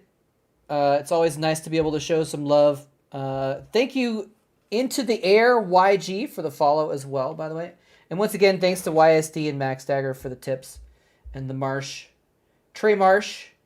And Kung Piss Tank, thank you guys as well. Much appreciated. Let me see if anyone is on StarCraft that we can raid here. If not, there's a StarCraft 2 streamer that I like that I'll raid instead. It's a little bit different. There's 150 viewers watching all of Twitch StarCraft right now. All right, let's see. Why don't we raid Hawk? I actually don't know him, but I've heard of him. He's an American player, so let's raid Hawk. Hawk SC. So if you guys want some more StarCraft action, you can watch Hawk. Who, like I think I don't know him, but I feel like I've heard good things about him. Anyway, but yeah, thanks very much for watching, and we'll be back on Wednesday, and then after that, I might be off for like a week or two, since I'm going to be working and moving and traveling and stuff like that. I do want more StarCraft action. How did you know? I just had a feeling, man. I just had a feeling. Anyway, so yeah, I'm after Wednesday's cast, I might be gone for a little bit, but I'll be back around eventually once I get settled in somewhere. So, all right. So yeah, go tell Hawk hello, and I'll see you guys very soon for some more VODs and Chill, and of course, we'll be putting more games on YouTube as well. So look out for those also, and have a good one. Hope you're all staying safe, staying healthy, and